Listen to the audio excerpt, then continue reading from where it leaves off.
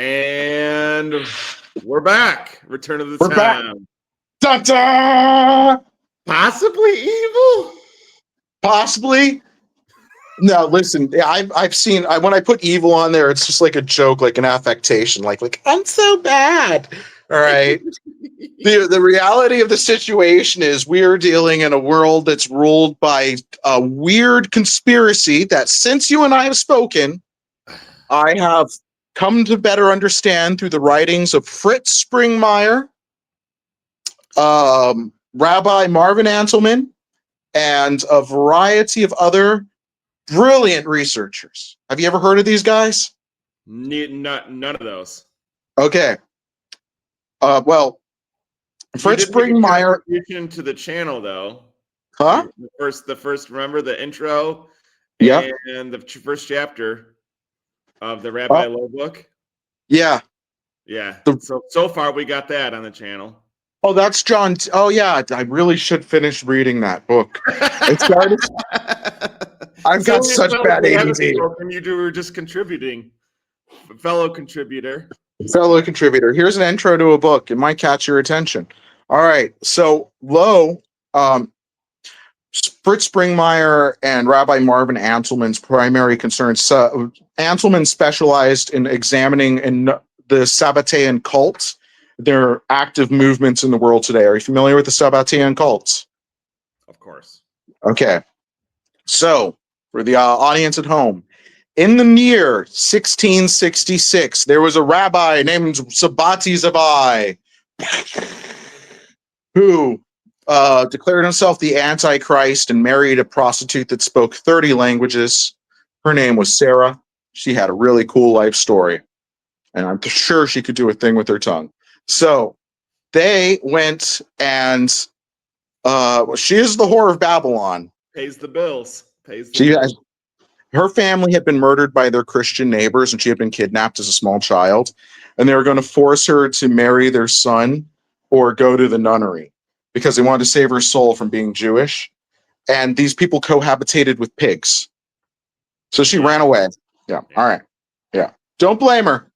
She was like, if anything comes from my terrible life where I watched my mom and dad get murdered, and then I became a child prostitute to escape these Christian barbarians that were, horrible people to me, I'll become the whore of Babylon and bring an end to this horrible world. And so she did. She found the Antichrist and married him.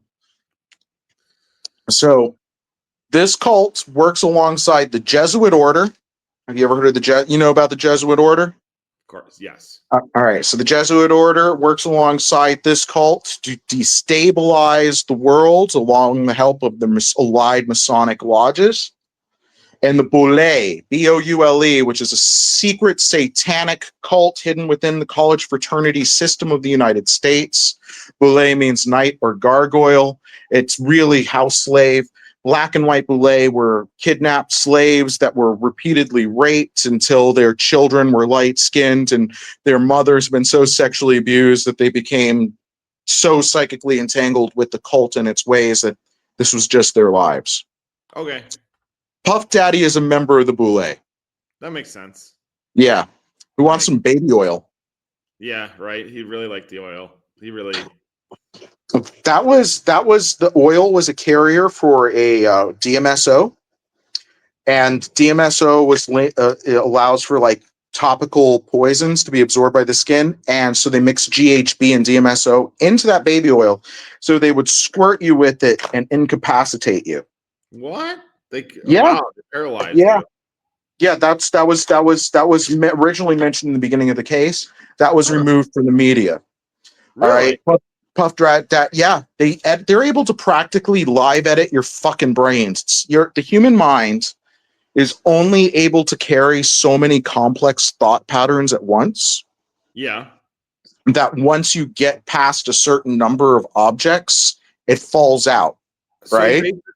Basically like a snake seeing its prey, latched on, gave it venom and paralyzed it, and then attacked, and then. Yeah. No, nothing like that. The way the Illuminati works is you're like, think of your child with built toy blocks, right? and you're only able to focus your attention on one or two of those toy blocks at a time, they'll just push more blocks in front of your face. That's the whole media circus. That's why that's there. Oh, Yeah. psyop. Yeah, it's a constant psychic bombardment of noise so as to prevent the weaker minded among us from being able to recall everything correctly. Yeah. Yeah, because Yeah. the long-term memory associations are not yet formed, so they'll spray a bunch of bullshit, and then that confuses the target enough to prevent the target from being able to remember, recall the information and link it to other things. That makes sense. Yeah, so this is That makes this is sense. how they control us. That's Psychic. Yep. We saw it with the Kirk killing. Remember how quickly afterwards, like, look at this video. See this man clicking his ballpoint pen? Could that be explosives? Is his microphone on his neck exploded? They started talking as much insane stupidity. And then you would see tons of guys on YouTube, because dead internet theory, Yeah. propelled to the top of the algorithm due to like whatever fucking bots they have, so that people would see that and believe that this person is important, liked, and that their opinion means something. Yeah. Yeah, like spot. Yeah. And then like at the same time, I mean, I'm not one for what like it's weird for me because a lot of things I liked, obviously, of what he stood by, but he was too entangled with all of the Con Inc. crap. Oh yeah, he was raised. Okay, how does an 18-year-old man come across millions of dollars to form up complex charitable foundations? Yeah. Okay, he was groomed from childhood. Yeah. His wife, her family's like military intelligence, military industrial complex. Yep. She's Jesuit educated. All right. And she saw him in a line in Israel, and then she set up a date with him. She actively set up a date with him later on. Does that sound very strange? Yeah, because it's usually not the woman that does that. Yeah. Have my business handlers hook me up with their business handlers kind of situation. Yeah, I mean, all that was very, very, which is why I don't. I mean, either side of it's very. I think the whole thing was a setup. So I don't think he is. I don't think he's dead. But once you take the mafia's money, we can't give it back. Yeah, they built him up through his life, the various intelligence groups that help nurture his career to make him, it's like the success that he is, right? A political bystander, because you need the outrage, you need the rage bait. So you need the rage bait of Con Inc. and the shitlib side going at each other. You need the constant rage bait because one guy is saying radical things like have a family, be a good person. That's a rabbit hole thing now. No. Have a family. Stop doing drugs and be a good person. Oh my God, this man's trying to destroy our world. Yeah. That's. I mean, but he was also very pseudo with that too. Like that's just it. I just had the same problem with him, and just like a lot of other like Con Inc. They're just so full of crap. I just don't believe it. Well, he was being groomed so that he could be president one day. That makes sense.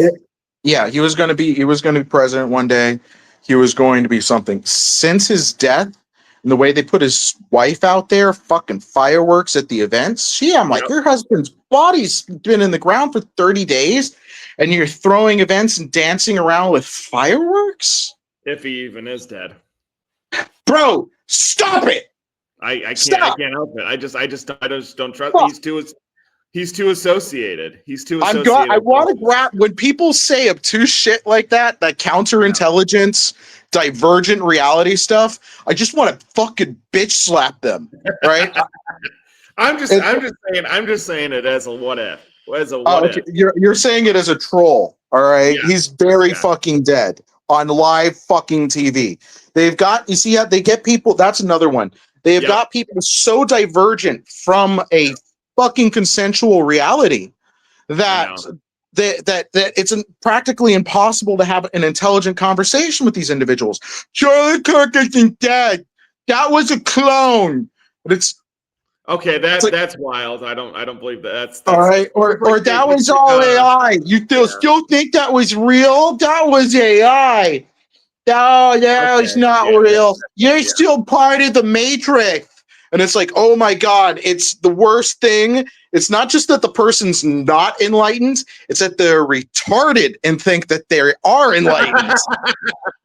And then they're telling people that kind of, those are the best. That's the best kind of dead internet, though. That's the best kind, because then you're like, I'm not that far off the deep end, but there is a deep end.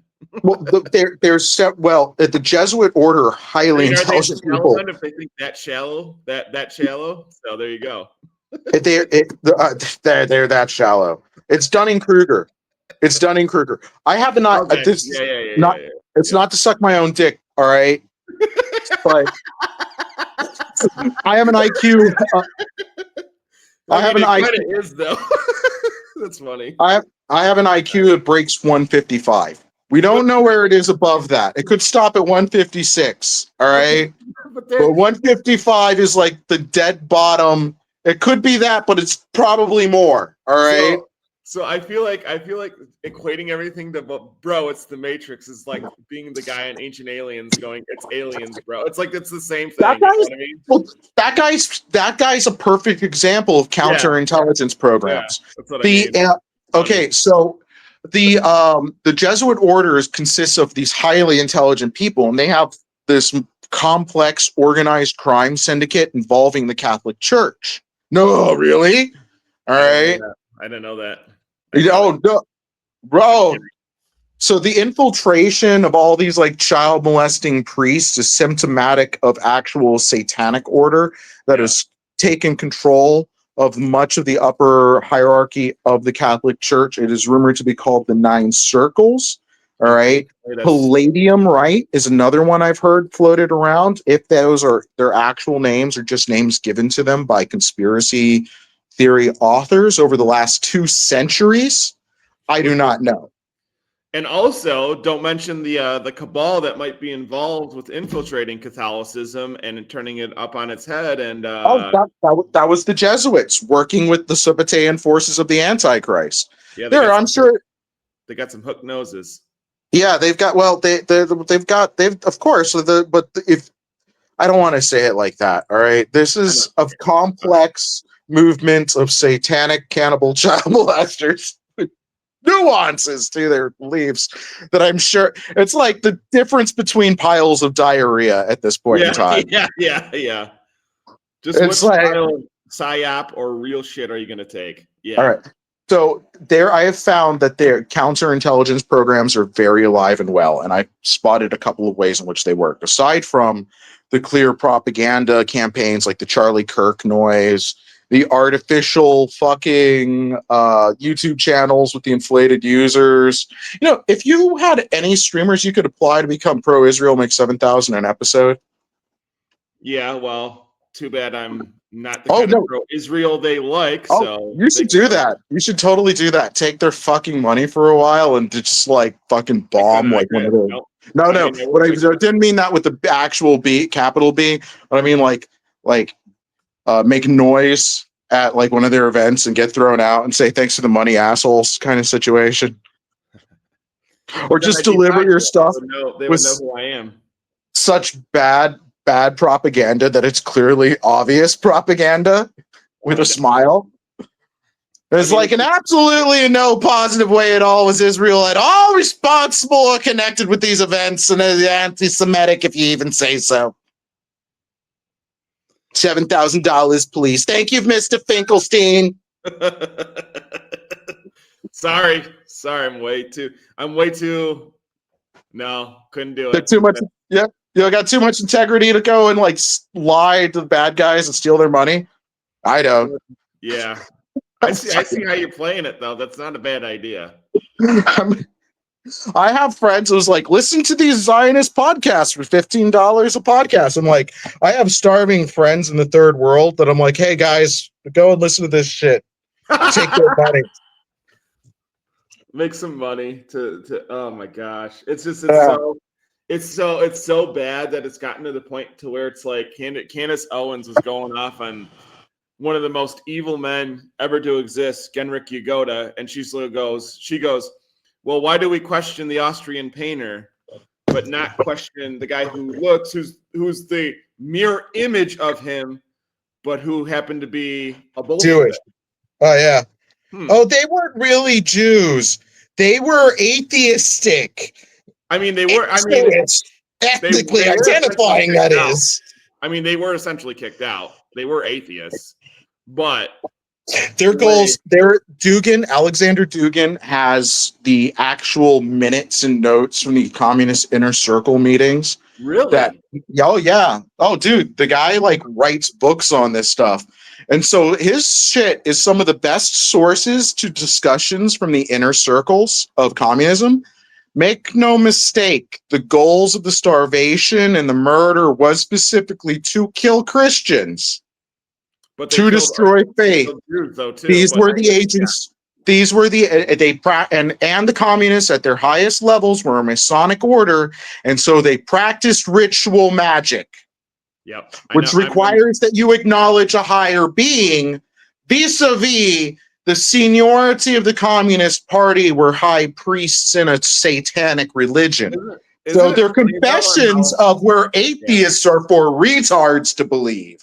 Yeah. All right. No, I know the correlations you're making, and I definitely, obviously, as somebody who shares spiritual lineage with all that, it's very much to the point to where they run cover for it, and then you realize the kind of language they use to replace what they actually mean, and it's like, why would they be atheists if they were if they didn't believe in God at all? Why would Christians even bother them? Why would Christians who want to practice their faith even bother them? They don't even believe in that. Why you got to go out of your way to conduct psyops?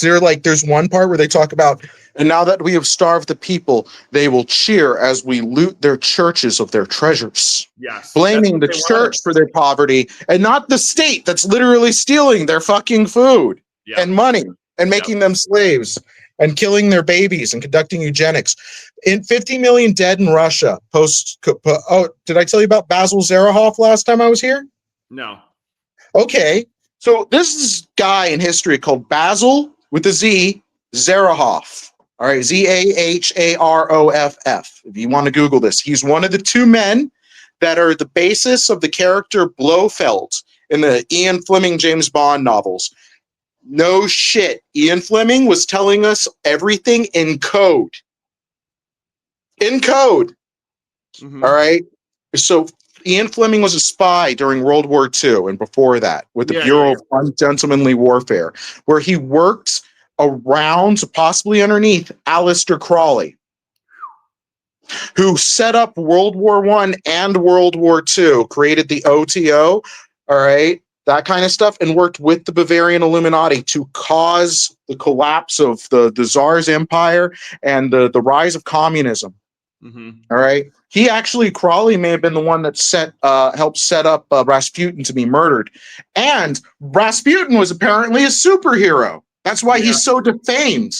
They really defamed him. There's a really mind swap on that one too, because if you read because I'll have this plug, Orthodox Resources have some very good writings on him that was the opposite of whom he actually was. In the Zionist-controlled media. Exactly.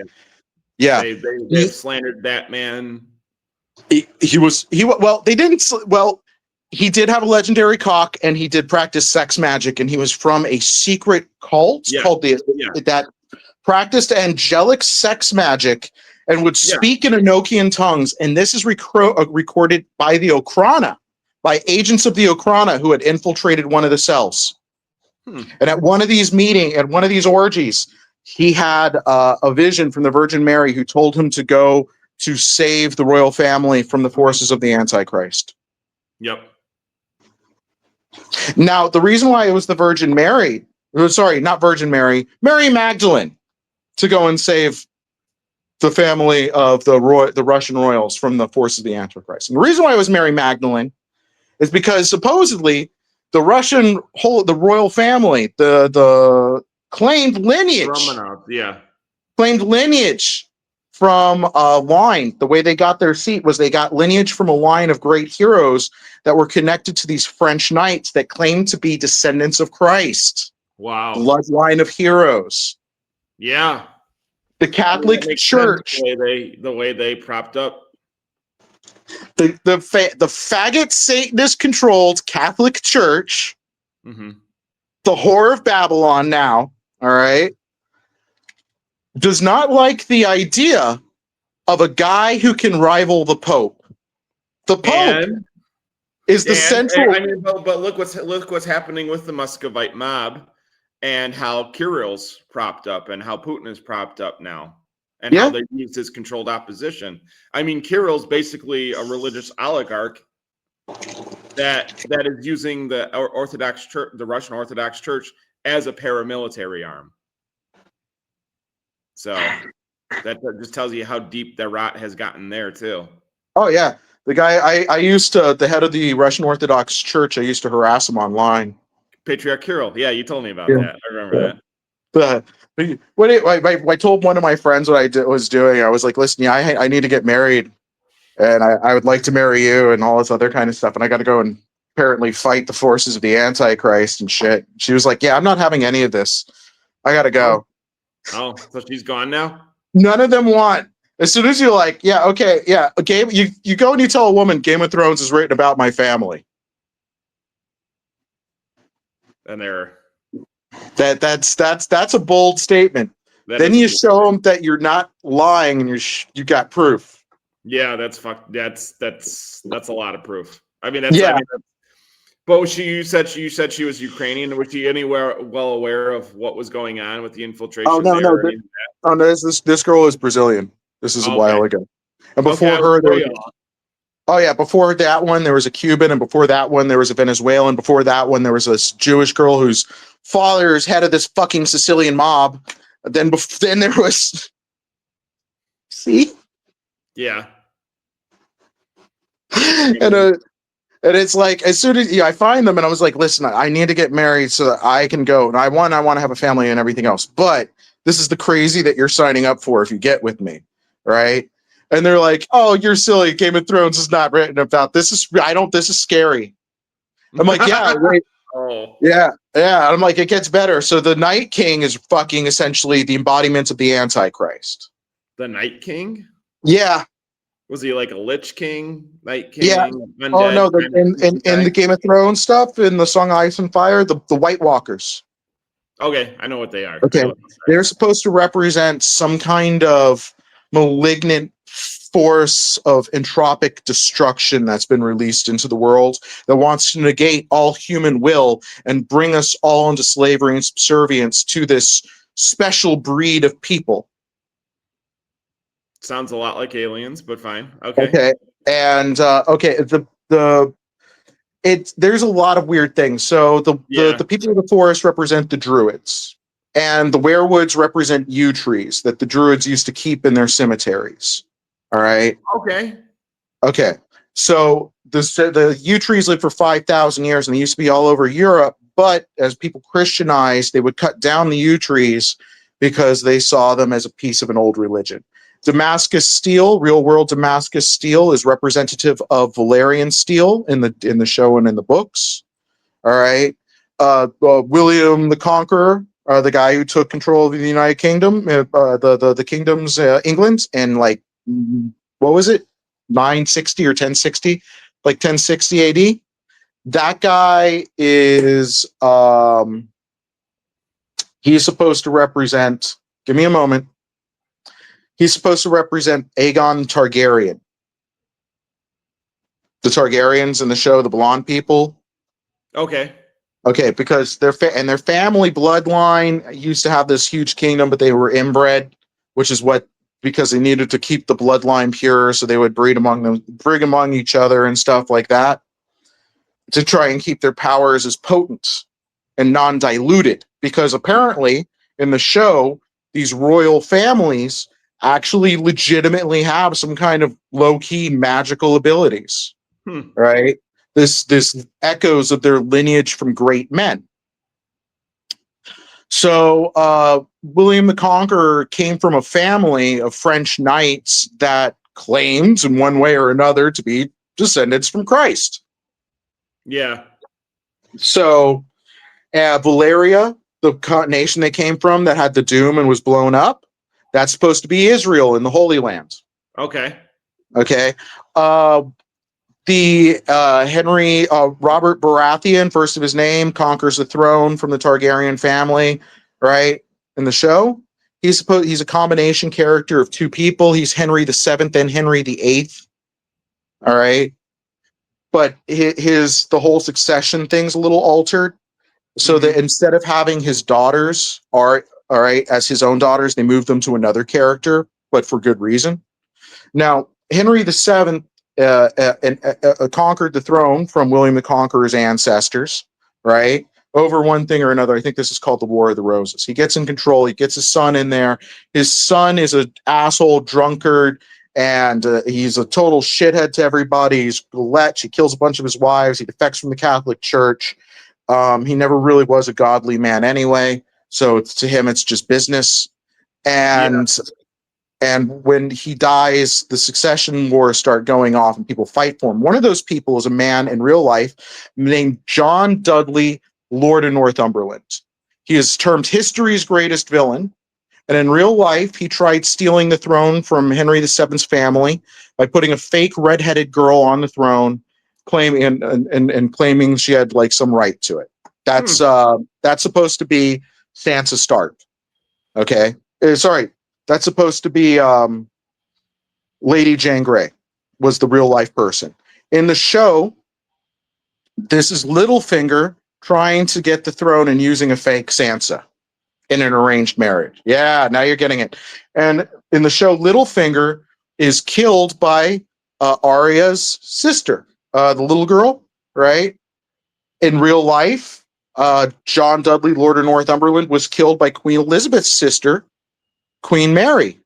Bloody Mary, who had his head cut off, all right, for trying to steal her throne, and then she dies, and Queen Elizabeth becomes the new queen. All right, Bran Stark is supposed to represent Sir Francis Bacon, and Sir Francis Bacon, who was educated by the Druids and happened to know everything. He was also the real Shakespeare. Okay, so all the characters in the show have analogs to real world people and groups. The Faceless Men represent the Jesuit order. The Iron Bank represents the various Sephardic Judaism that were living in exile in Amsterdam, where they had restarted their financial things after the Inquisition. And the first stop. Yeah, Venice. But that's different. That's a different group. Okay, but they were there. Where was that? They were separate. That was Ashkenaz, I think. Ashkenaz. All right. Okay. Yeah. So the town of King's Landing is clearly London. The Red Keep is the Tower of London. The city of Bravos, where the Iron Bank is located, is supposed to be Amsterdam. Yeah. Where is this? It's getting complete here. Okay. That is really, really okay. Allegorical. Yeah. So all the now there was a guy who helped get Henry VII on the throne. He was his like really good friend. This guy named William, and William ended up pissing off all the royalty and the lords because when he got back to his town, he had most of his family had died in these wars from the plague and from battles and stuff. So he got special permission and to do what he does, which is liberate the serfs in his villages, in towns and properties that his family owns. Because his family, this William Day Birmingham fellow that I'm related to, that helped put Henry VII on the throne, creates this movement where how do I get people to move to my tiny little village? Well, I'm going to give them freedom and they can marry whoever they want and they can practice whatever job that they're good at. and they can learn to read and write, and they can go and not be slaves anymore. And you know who doesn't like that? Rich people that like slaves. Now all of a sudden my slaves are all uppity and they're running away and they're moving to this other guy's town, and it's fuck you, stop letting the niggers read, Birmingham. So that's my they try killing him, and they end up killing his sons and grandsons. Mm-hmm. He dies, and his only inheritor is his 3-year-old grandson, who's raised in a free city by his mom and aunts until he is an adult. Wow. And this is a man named Edward de Birmingham, called Ted by his friends. You see, that's the wildlings. If you haven't noticed, that's the wildlings, the free people. Ah, okay. The Masons are supposed to be the Night's Watch, by the way, but we'll get to that in a second. So that Edward de Birmingham guy eventually is set up for a crime that he didn't commit by Littlefinger, John Dudley, and he is tortured in the Tower of London for a year, and they fucking feed him to rats and shit to get him to sign away his crown and his title and his lands. Not right. You know, yeah, right? This is all recorded in a fucking 300-year-old history book I found. And then when I started looking at history, I'm like, these motherfuckers literally wrote my family out of history books. And J.R. Martin wrote them back in. Thanks, J.R. You weirdo, but thanks. You fucking...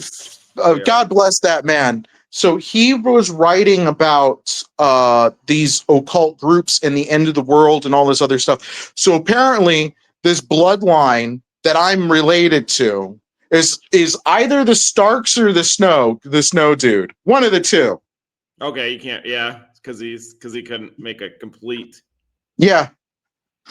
Yeah. So Edward de Birmingham is supposed to be, if you haven't noticed, Ned Stark combined with his father, William, into a hyper compound character. Yeah. So I am descended from at least Ned Stark. Nice. Dun dun dun dun dun dun dun dun dun dun dun. But it gets weirder because I ended up finding that my family's like essentially the clan progenitor for my bloodline. His brother or his nephew, one of the two, I don't know. His brother or his nephew went on the Crusades and ended up becoming the head of the founding and the head of the Knights Templars and founder of the Knights Templars and putting Baldwin on the throne. Whoa. Yeah. So we founded the Templars. Which is... That's insane. I'm a superhero, bro. Because of what for what the Templars have turned into. As any good organization does, it turns into a There's apparently the OTO finances these Knights of Sion or something like that, like this Templar Inheritor organization that practice Ordo Temple Orientis. It's the Eastern Templars. They are a Masonic order that was created indirectly. They're essentially connected to the Bavarian Illuminati. Okay. All right. And their origin before that connects to the founding of the Kiev Rus Empire and a man named Vladimir the Great, who was this pagan who committed a great magic ritual and had 800 wives and kids, and then created a massive clan along with his inner circle so that their children would inherit the earth in they had stolen Jewish blood. It was the legends. And then with the stolen Jewish blood, they went to war with Eastern Ashkenazim who hated them and wanted them dead, right? And so this pagan ended up converting lip service only to Christianity, and then infiltrated the Holy Roman Empire and slowly ate away the original royal family and took from them all that they had. And this is kind of retold in this occult game called Vampire the Masquerade, with what happened between the Tremere, which is one of the vampire clans, and the Salubri. The Salubri are like this weird. The vampire clans represent Jewish bloodlines, and the Salubri were like this order of Christian vampires or something like that were totally chill with Christ. They're messianic Jews. That's an oxymoron. Well, no, it isn't. What happens in Revelations, in the book of Revelations, when Christ, it's true tribulations, 144,000 true Jews appear in the world. These are supposed to be 144,000 chosen people that have the name of God sealed in their head, so they're capable of miracles, apparently. Okay? They're like actual miracle workers. Like, oh, all right. Like, wait, you want to see me do this trick with a stick? It's a snake. All right. Like that kind of level. All right. Let's pull out some of the greatest hits. Part the ocean. All right. So this is there. Yeah. All right. Pillar fire. All right. So these guys have the 144,000 true Jews appear who accept Christ as the Lord and Savior and the true King of their people.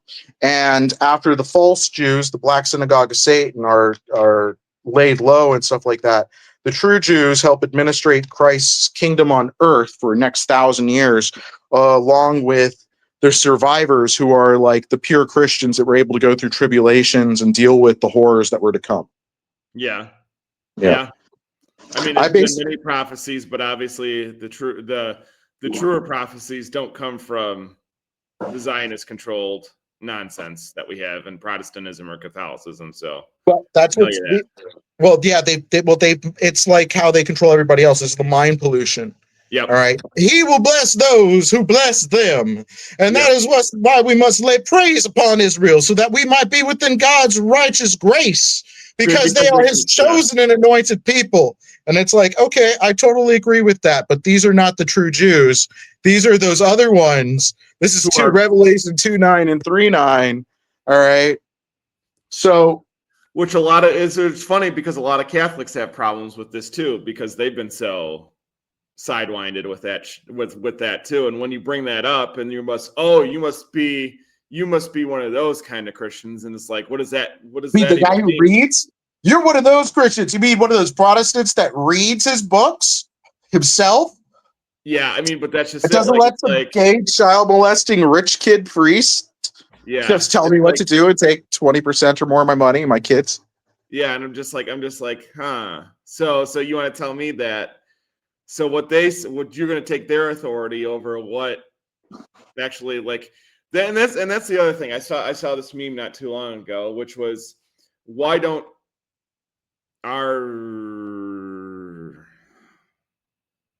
hold on a minute. Tom dropped out.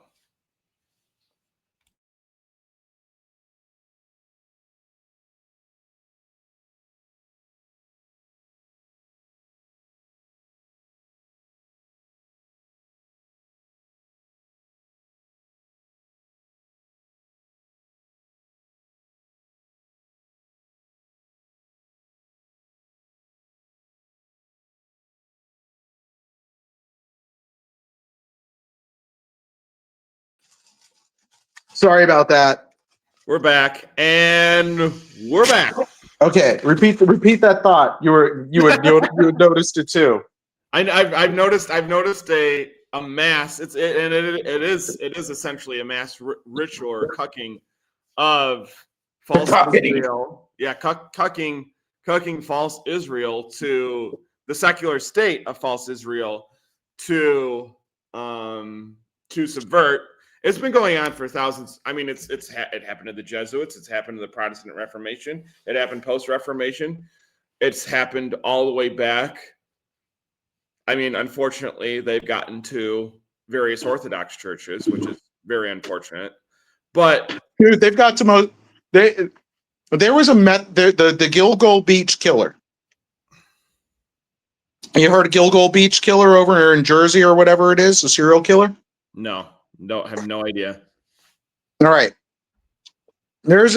What if I told you there was this guy who was 6'10" that was a serial killer that had killed at least 20 prostitutes, Damn. and that the cops have been told it was him several times, but didn't investigate him because some of these police officers in this very rich neighborhood were having sex with this man and doing cocaine with him because he was Whoa. part of a weird satanic swingers cult,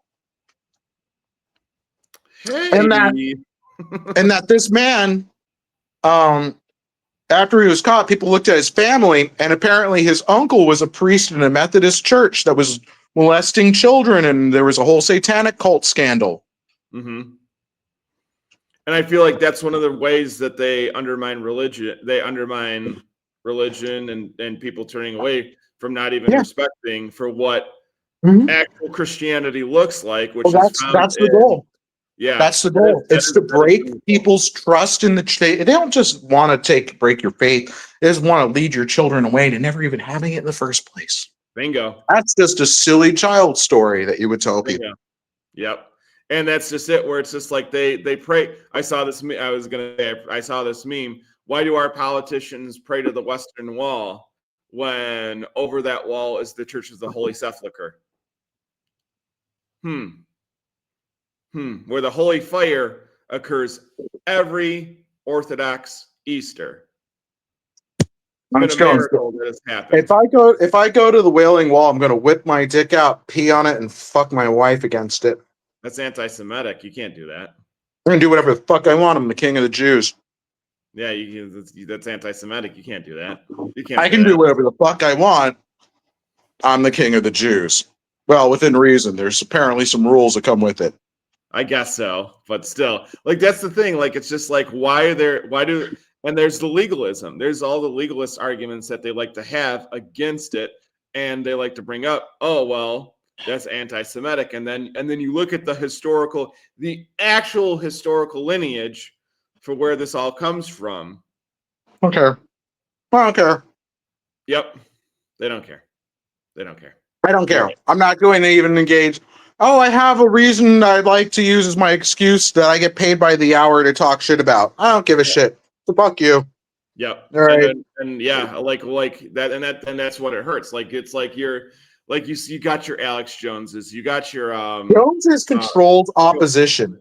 He's a dimwit. Yeah, but that's what I mean. You have your dimwits out there parading around in those front lines, and that's what they think. They're like, oh, well, that these conservative Christian people are all lumped into one box like him.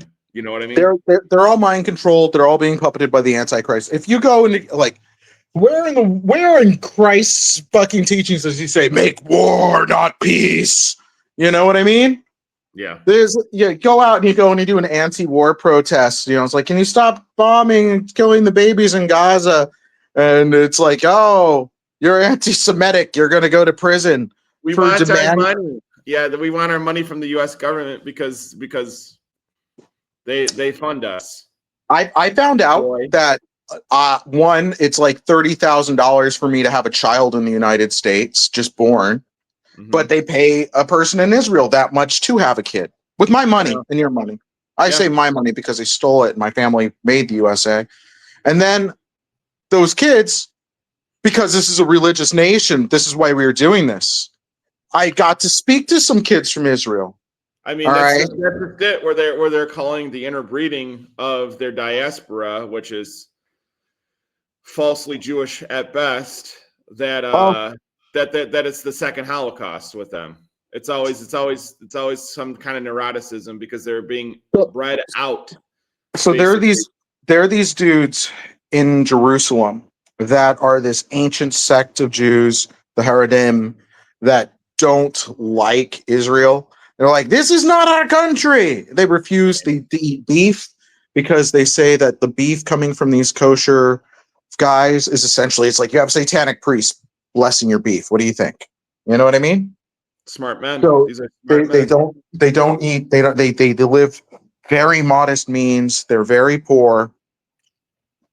And this group of guys, they protest. They say, we will resist the forces of the heretic. All right. And when I asked an Israeli kid, I'm like, what do you mean? Who are the forces of the heretic? Right. I started to like the kid. The kid started. I started talking to the boy about his Jewish culture and their history. He knew nothing of it. He knew nothing of it.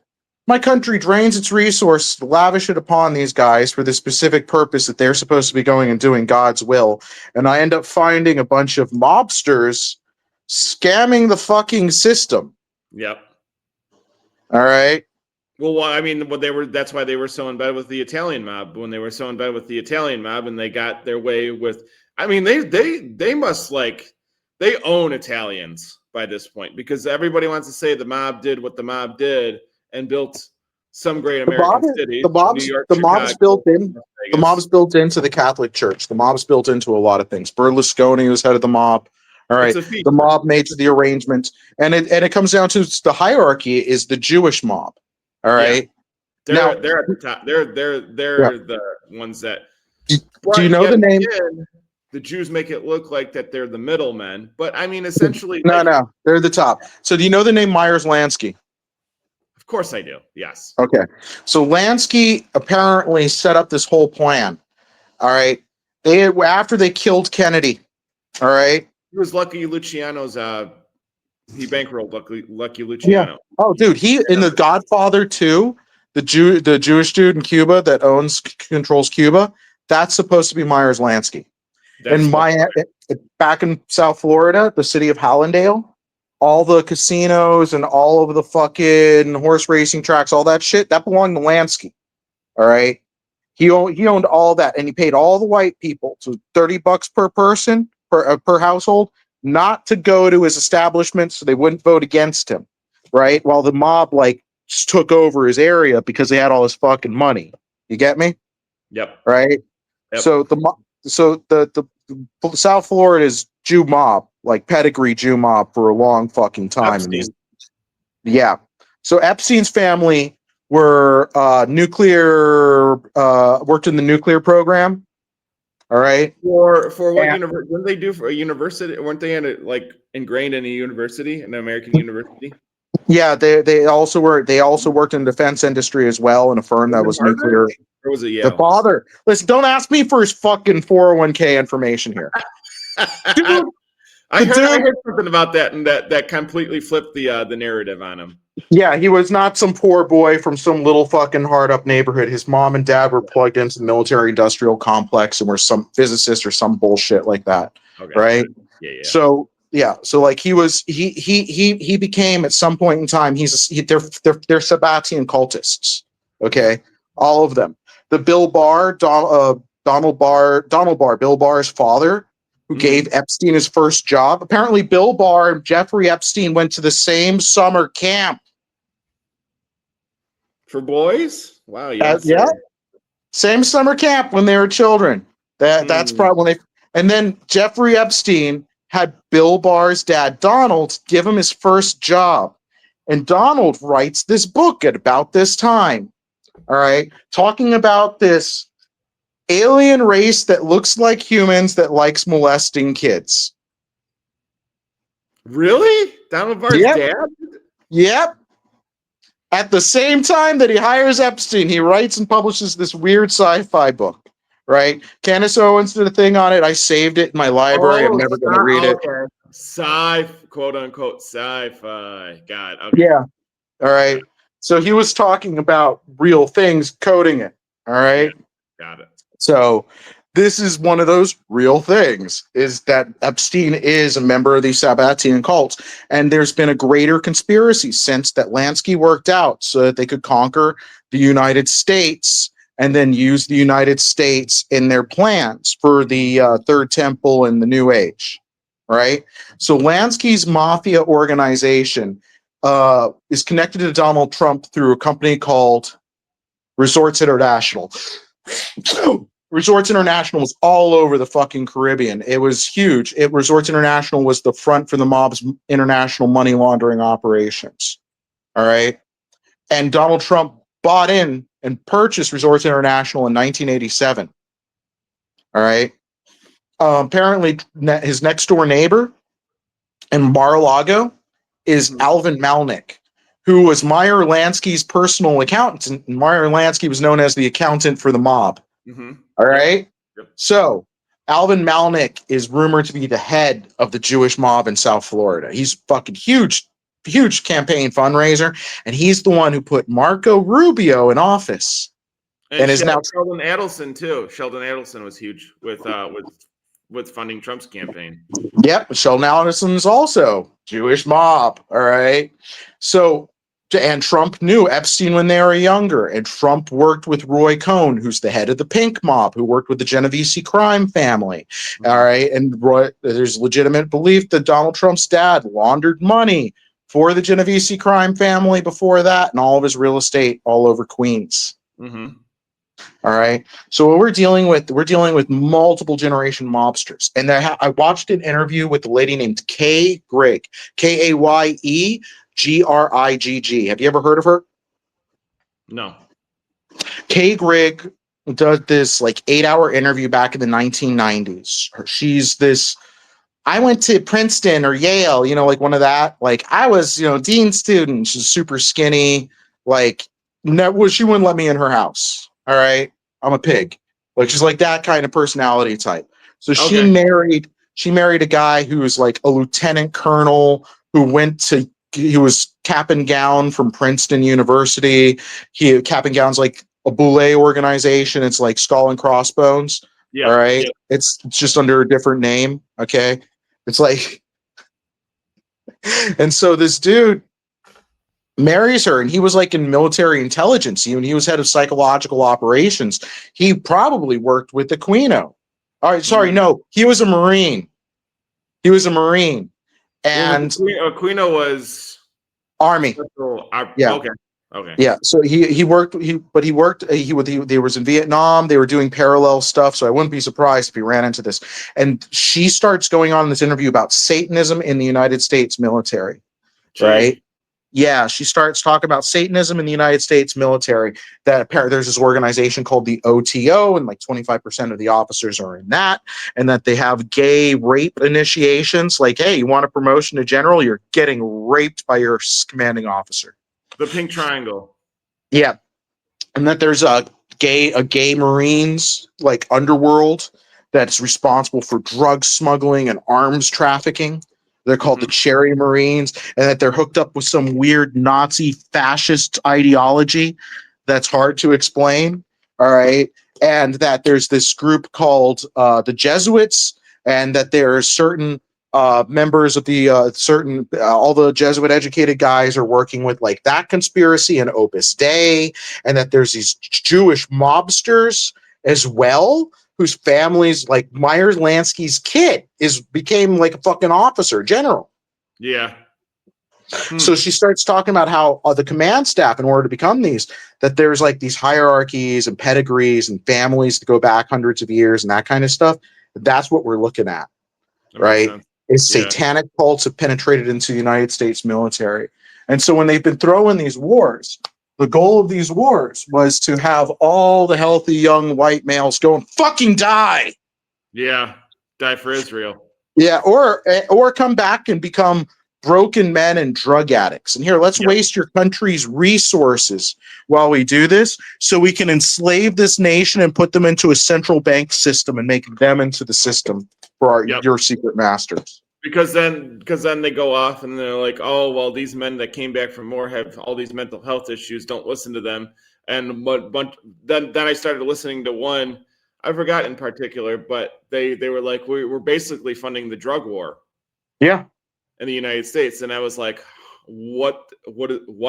I think it was in the early days of InfoWars. Jones, when he wasn't controlled, had this guy on. He was some high rank.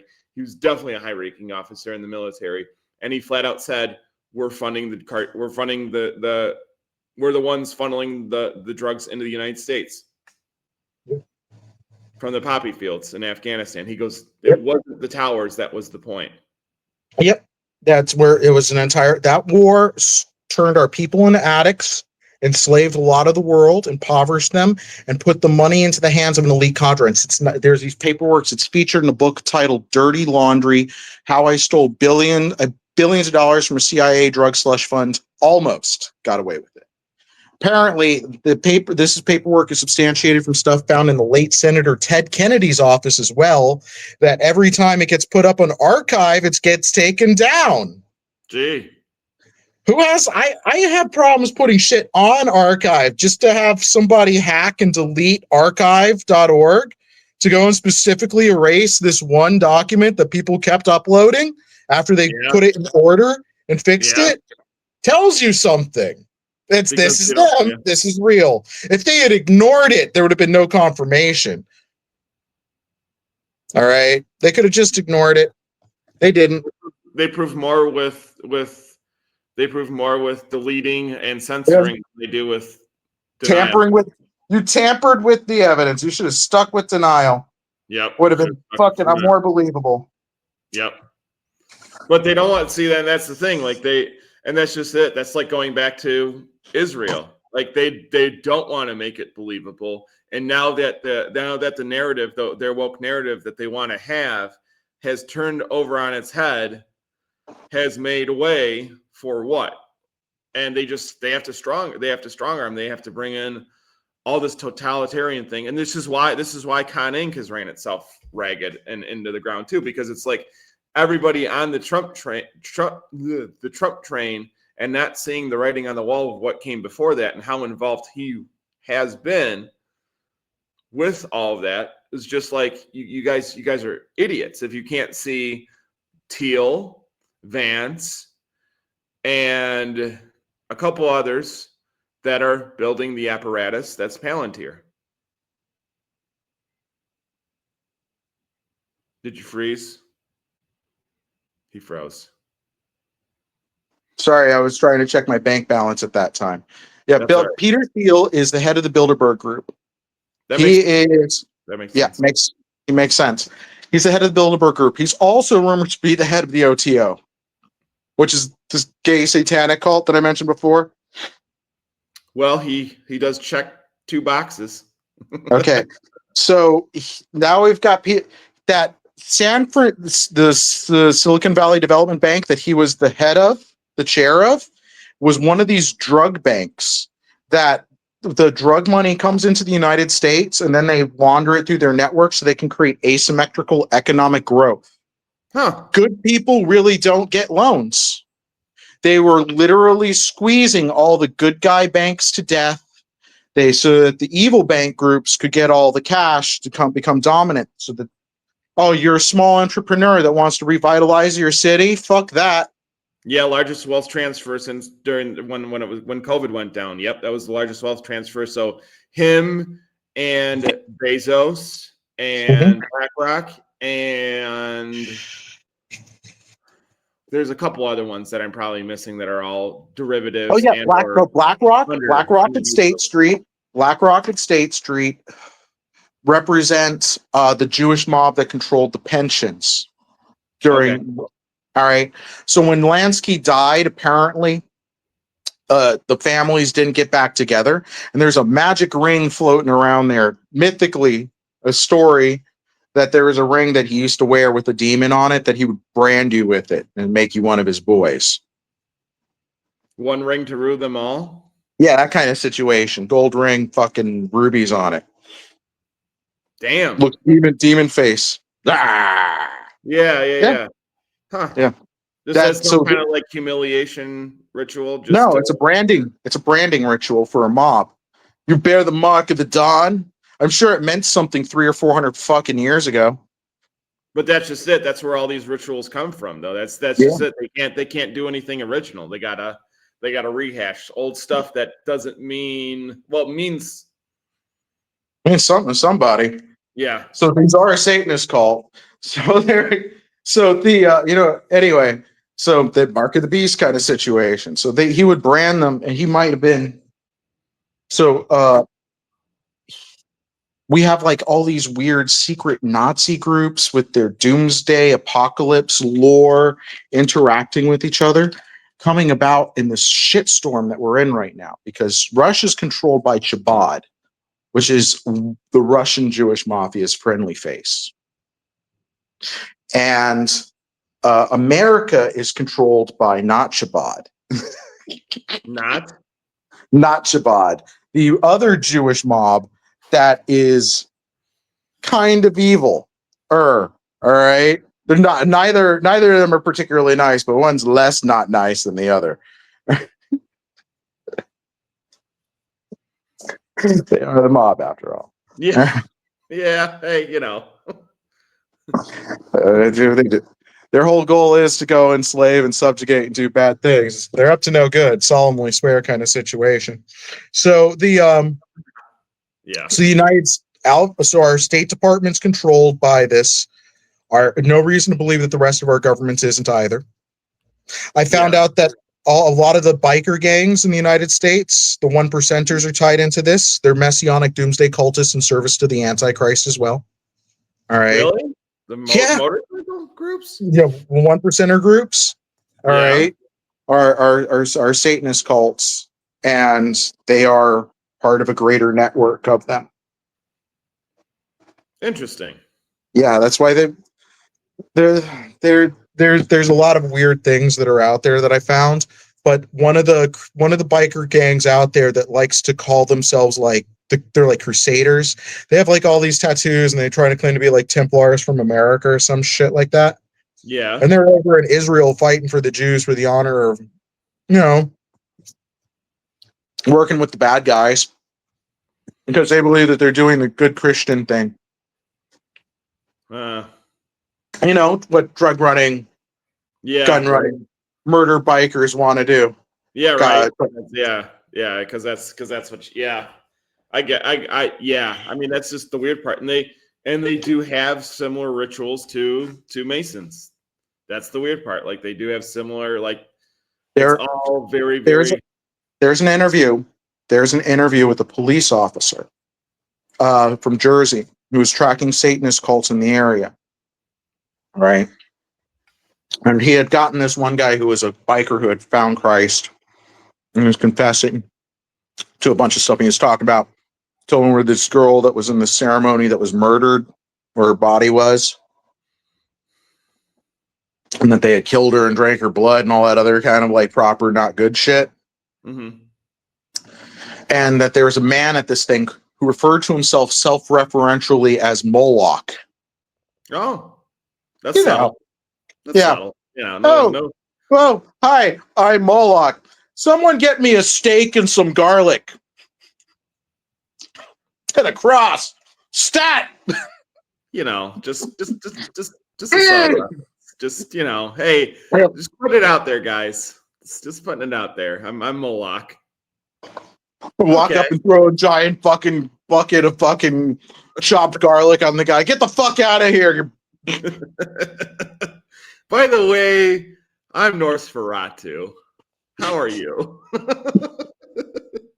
You probably should go see a dentist, bro, is all I gotta say. Motherfucking Van Helsing, bitch. Gonna go get my wizard cape. Fuck you guys up. My deck of wizard cards. Does the symbolism get any, I mean, it's Wizard. there. What is that? Wizards Wizards the of game. the Coast? Well, no, it's just a game called Wizard. Wizards of the game. OG. Okay. Here's the thing you were talking about, because I know, like we talked about this a little bit, but the Vampire Masquerade game. Oh yeah. And the creators of that created a thing that we definitely both like and see allegories into. Oh, come on, you know what I'm gonna say. Oh no, I told you this. The game's written about real world groups. Yeah. No, but what did they create? What did they create in succession to that Vampire Masquerade game? Oh, there is the first game was Mummy, the Resurrection. No, that was the first game. That was the very first game that he developed, Mummy the Resurrection. After Mummy the Resurrection came Vampire the Masquerade. After Vampire the Masquerade came Werewolf the Apocalypse. Then came Mage the Ascension, which is the game that I played. And then he published Fae the Dreaming, and then he published the one about the ghosts. Not a lot of people played Mummy, but it was very important to read the lore because that guy was talking about real world occult groups. So when you go and you read if you can find digital copies, good. If you still have your library, even better. First and second edition vampire books and all the other stuff. Just read the text, the lore, not the mechanics, not how much damage you can do pulling the trigger, like all the deeper stuff. Okay, But what about the other thing? What other thing? Which one? What is aren't they related to Games Workshop? Oh no, Vampire the Masquerade. That was White Wolf. But Okay. the guy who does Games Workshop, Steve Jackson, he is clearly psychically plugged into all this stuff as his discussion and anatomy of the warp and the nature of spiritual energies and stuff like that Yeah. that exist Okay. around us is taken out of Gnostic teachings. All right. That reality is a kind of apparently mildly malleable based on probability. What are Yeah, the but odds? did he like? But then okay, so where did so I am, but I'm not familiar then because like not familiar with like did he take from the guy who Oh, made those games? oh no, they're totally separate. I don't even know if the Okay. first guy even played the other Okay. guy's stuff. All right. Okay. Okay. But they are both in their ways have their own Masonic things because Steve Jackson also has Steve Jackson games, and outside of their incredibly fun game Munchkin, there are other games they have like Illuminati. That's subtle too. There it is. And I played Illuminati when I was a child, and I had all the factions in Illuminati. I grow as an adult. I ended up finding out the different factions to represent the real world factions. One of them is a group called the Gnomes of Zurich. All right. In Zurich, Switzerland. And then there's another group called the Bermuda Triangle, which represents the offshores where I'm living. And then there's the UFOs, which Oh yeah. represent they're the UFOs don't represent they represent alien believing cults. That Yeah, they're not. See, that's the weird part. I know, like that's just it when they throw out psyops or conspiracy or stuff like that. well, It's what's around. It's what's surrounding it. Like whatever well truth that they're getting towards. Like let's say we talk about Palantir, and then they're like, oh, but these two guys on the internet talk about Palantir, which is a real thing oh yeah, that is definitely here. yeah, owned by And Peter like, Thiel, they're like, head oh, of the OTO, head but of the these guys Bilderberg Group, believe, yeah, these guys connected to the believe. satanic cults with messianic goals that we've intricately discussed.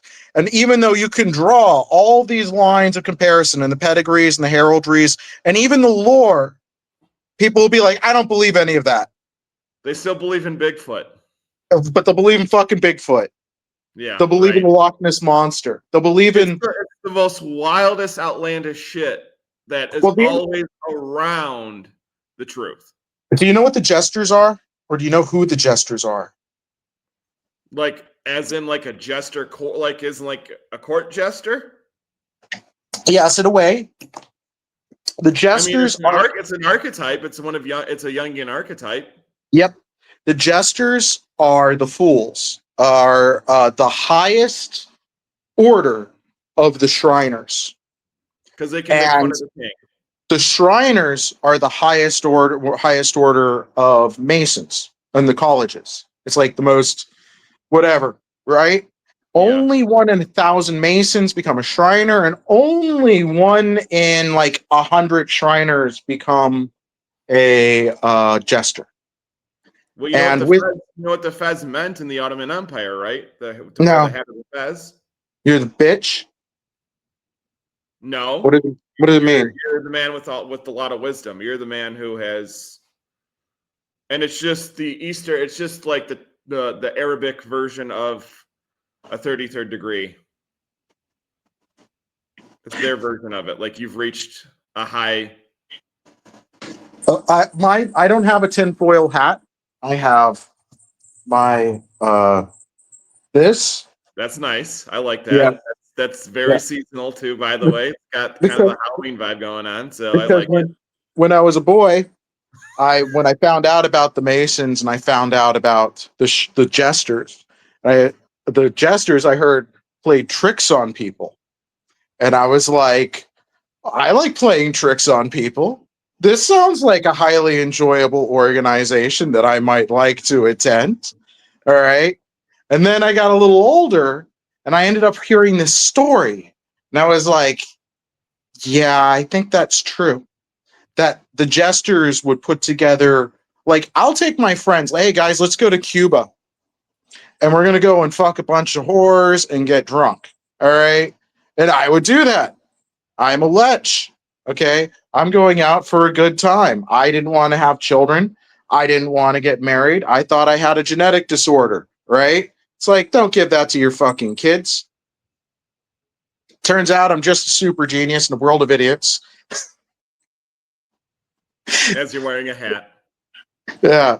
So, so I heard that the jesters would take people on these things. I was like, oh yeah, that's awesome. And they're like, yeah, until you find out that they took these guys on an a cruise up the Amazon River so that they could pay Indian tribes to fuck their children. Oh. And I'm like, and when I heard that, I'm like, that's not funny. Yeah, that's that's not funny.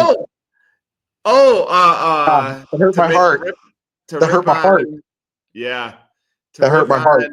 Like to make a corollary, and I guess in American pop culture context, South Park made an episode about that, the Super Adventure Club. That they did indeed. South Park, when they found it out, all right, put it out there. All right, our boy's part of a secret club. Now, here's another thing: Scientology is created by a guy who married a woman who was at the head of the OTO. All right, the OTO comes up again. Scientology is a branch of the OTO. Makes sense. I mean, it's just alien Mormonism. That's all it really is. So yeah. So Scientology is a branch of this thing, and so there is a possibility that Isaac Hayes joined the Jesters. All right, may have told him some other things. All right, you getting me? Oh man, so our world's run by some real wonderful dudes.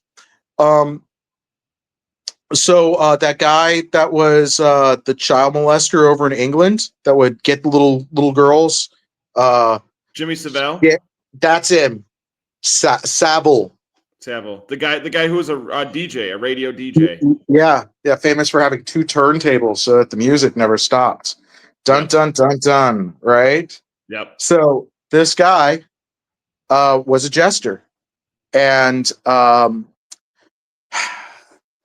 you know, when you're a little kid and you're dying in bed and you're praying to God, all right, and Jimmy Savile comes in with his green teeth, brown roots, and you've got a terminal cancer, and you get molested by this guy, and now you're just praying that you hurry up and die so you can get over the being molested by this dude. He had over 400 victims. You still there?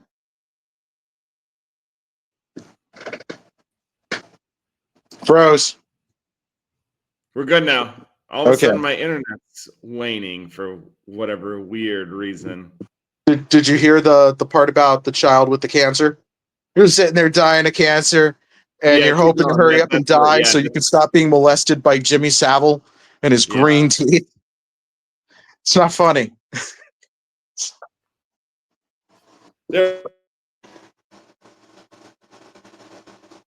You're slowing out. You ran Cliff Notes version. I'm gonna put you on Wi-Fi.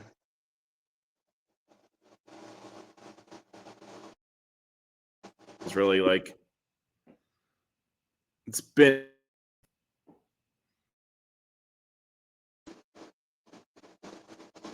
as the kids would say. Oh, we've got the interference for our audience of all of no people. 0. Except for the spies listening at home. Build the channel. They will come. So, I ended up finding out that I've told you about the wizard, right? The 007 wizard thing. John D? Yeah. Yeah. So Ian Fleming was trying to tell us by picking out 007.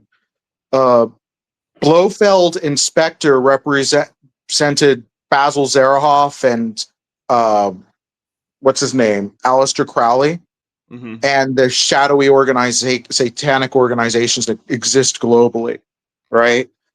And that these organizations, what James Bond doesn't depict for us is that these organizations are everywhere, right? They do in one of the films.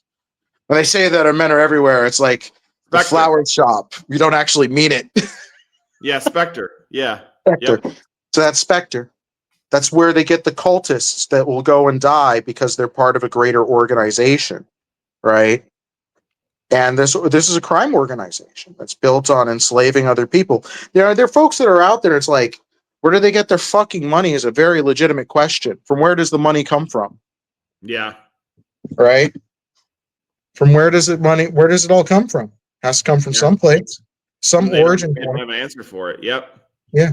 Oh, if people get home loans, and it's like, well, there's all this is just a constant cycle of house lending then that moves the markets. And then why would it be in anybody's interest to do this? There's a lot of weird questions. And then it's like, okay, who's getting these mega loans that move the economy? Yeah. Right. And when the question comes out, who's getting the mega loans and who issues the mega loans and who makes the decision on who gets these mega loans? All right. And these people have been affecting the circulation of money, actively stealing people's pensions, and robbing them of their governments, robbing them of their free will and autonomy. Now, my sister is infected by an AI cult or some shit like that. Yeah, yeah, she's like addicted to AI. And she's wrapped up with the QAnon cult, and she's gone on some kind of Don Quixote kind of crusade, right? And she's gone on some kind of Don Quixote kind of crusade with thinking that she was going to stop the international ring of child molesters that use the dark web because she's secretly awakened the intelligence of her AI, and she's an unrecognized super genius. Wait, what was that? Was that Ricky Bobby? That was the Wonder Bread. Yeah, I got that's my Ricky Bobby shirt. If you're not first, you're last. There you go. Right. You said super genius. You put on the hat. You got to go fast. You can't go. You got to go fast. Then I got my initials on this one. I got this with my dad. There you go. We had a matching set.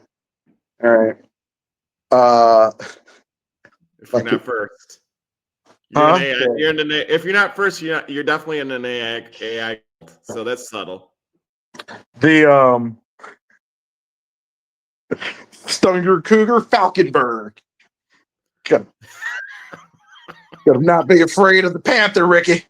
Hey, that big beautiful death machine, it's gonna do what God made it to do. It'll eat you with a grin on its face. What is that? That's fear, son. No, that's a mountain. That's a cougar. No, that's fear. Real subtle. Yeah, I have a healthy amount of fear. It's why I didn't die like the rest of my friends. All right. I've done some stupid things though. So, Will Ferrell. As much as I appreciate Will Ferrell, he might be a member of the Illuminati and therefore my enemy. Oh, yeah, Will Ferrell. I'll see you on the field of battle and cut you in twain. As soon as they turn when the humiliation rituals come out, when they have to kowtow down to something that represents the inverse of,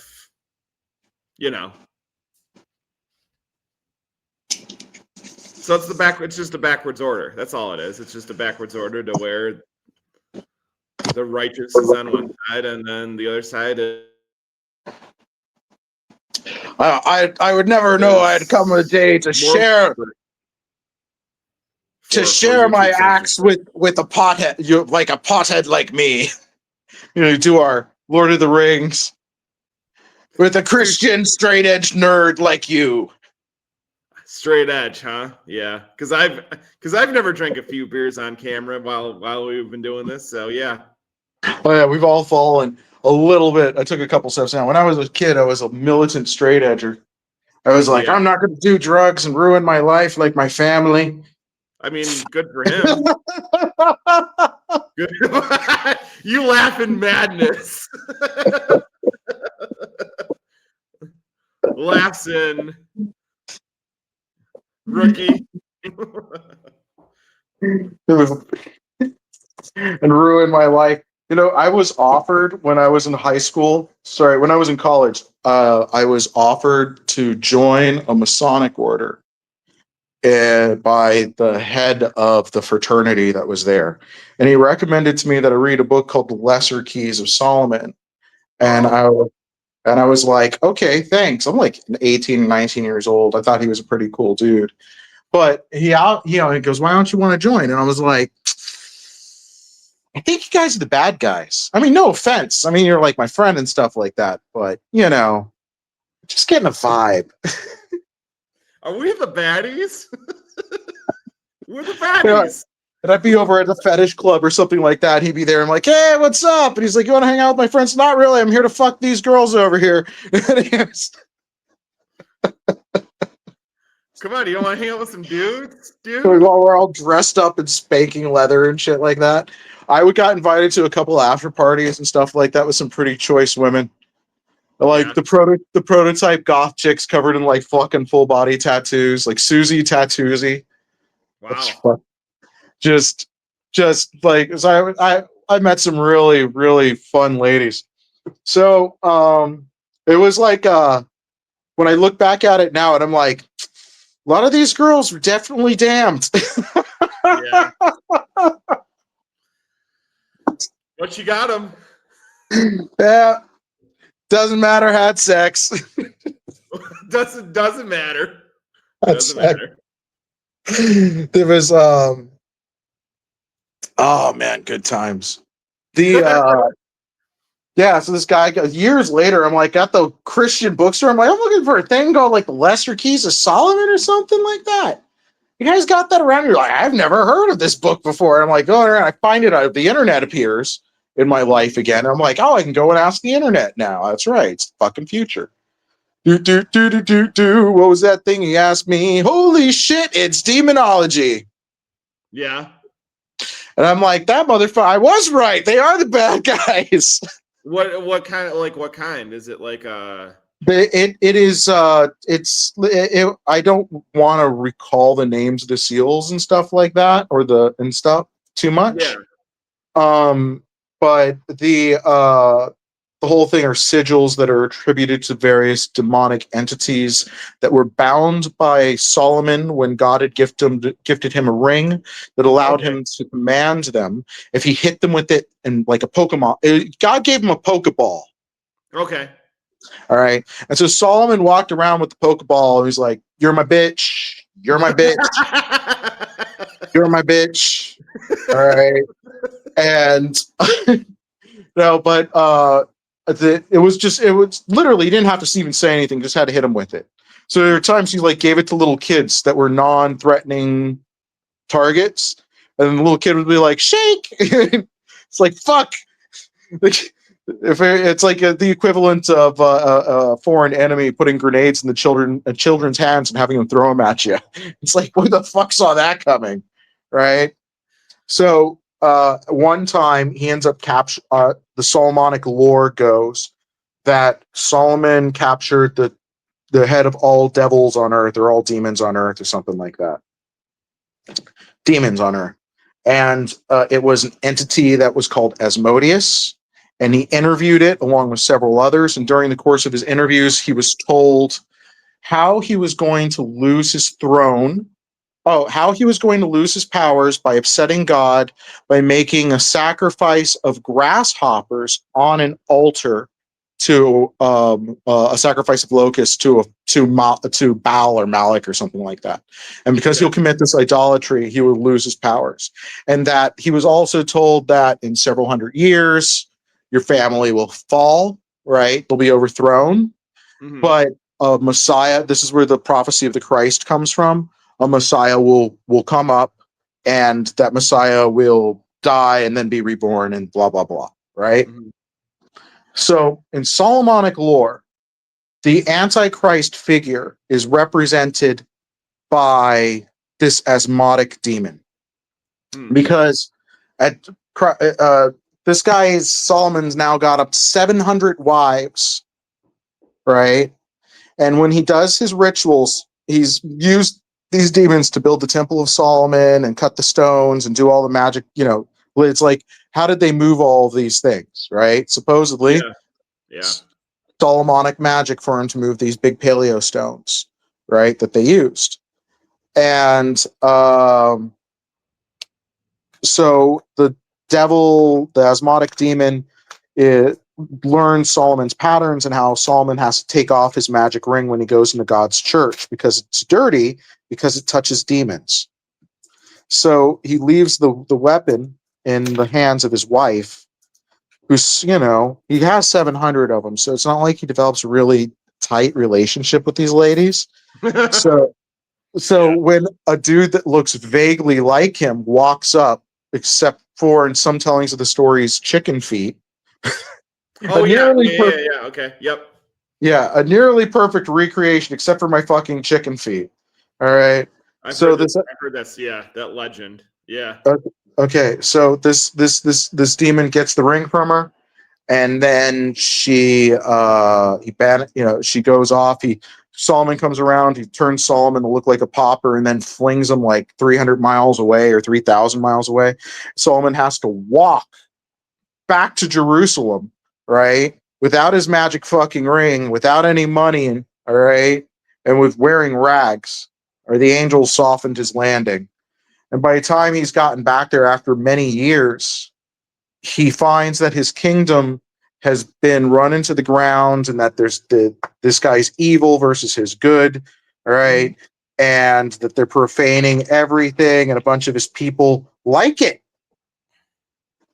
And he's like, while I was gone, a percentage of my kingdom has come to enjoy evil Solomon a lot more than they liked good guy Solomon. And so he has to lead a peasant revolt against his own kingdom. And in the course of it, he finds the power within, that trope. Yep. And then you'll reach into yourself and you will find faith and produce it, right? And so it wasn't the ring, you dumbass. The power was yours. So he ends up capturing the asthmatic demon, and he seals it in a bottle and then flings that bottle into where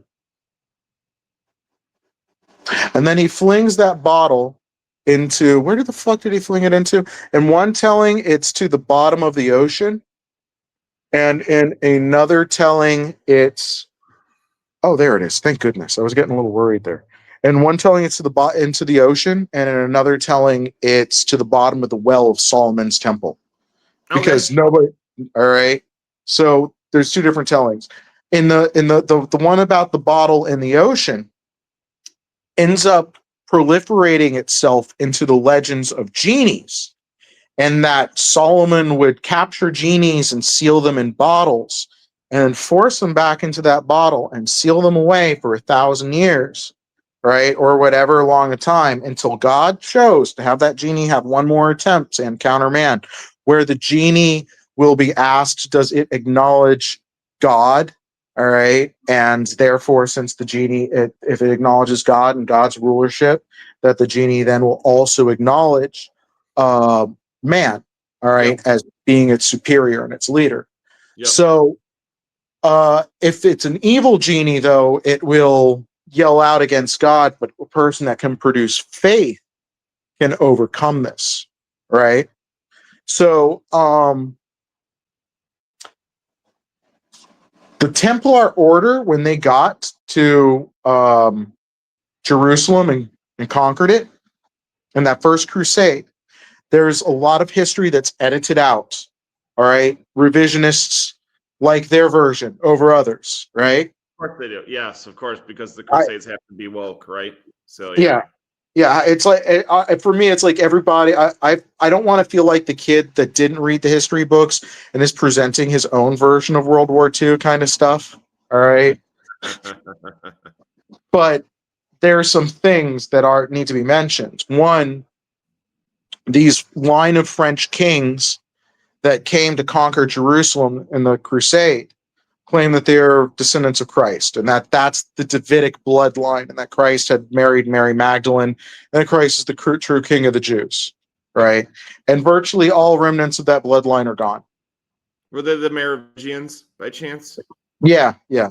There's some wild remnants of this bloodline that are out there, but the bloodline is virtually gone, right? And if it had any magical special quality due to Who helped? Who were basically the Viking or the Slavic Viking descendants yeah, of the Merovingians who helped yeah, defend, or were the royal guard for the Byzantine, yeah. for the Eastern Roman Empire. It's Yep. like what do we have over here? Supermen. We have Yeah. genetic supermen that are apparently blonde hair, blue eyed demigods running around in 200 pounds of armor, swinging a fucking 20-pound steel bar in the heat of the desert on horseback. All right. They also did the same thing with Helen of Troy, blonde hair, blue eyed, goddess of, well, where they get the name of Greece. Hellas. Here. These are going to be some weird ones for you. When did blue eyes first appear in the DNA record of humanity? In Caucasians? No, just in at all on Earth. The first blue-eye mutation they were found. So they record it. They believe it happened between 6,000 to 10,000 years ago. Take that note. Between 6,000 and 10,000 years ago. Now, I contend that when Adam and Eve left the garden, the time and the perceptions of time as depicted in the Bible are relative to the perspective of God. Okay? You get me? And what is time to a fucking infinite entity like that? For all we know, it's like 1 o'clock on a Monday for him right now in the scheme of everything. All right? This could be like me turning on my laptop to play a game of fucking add-on. All right? This is nothing for the dude. Yeah. So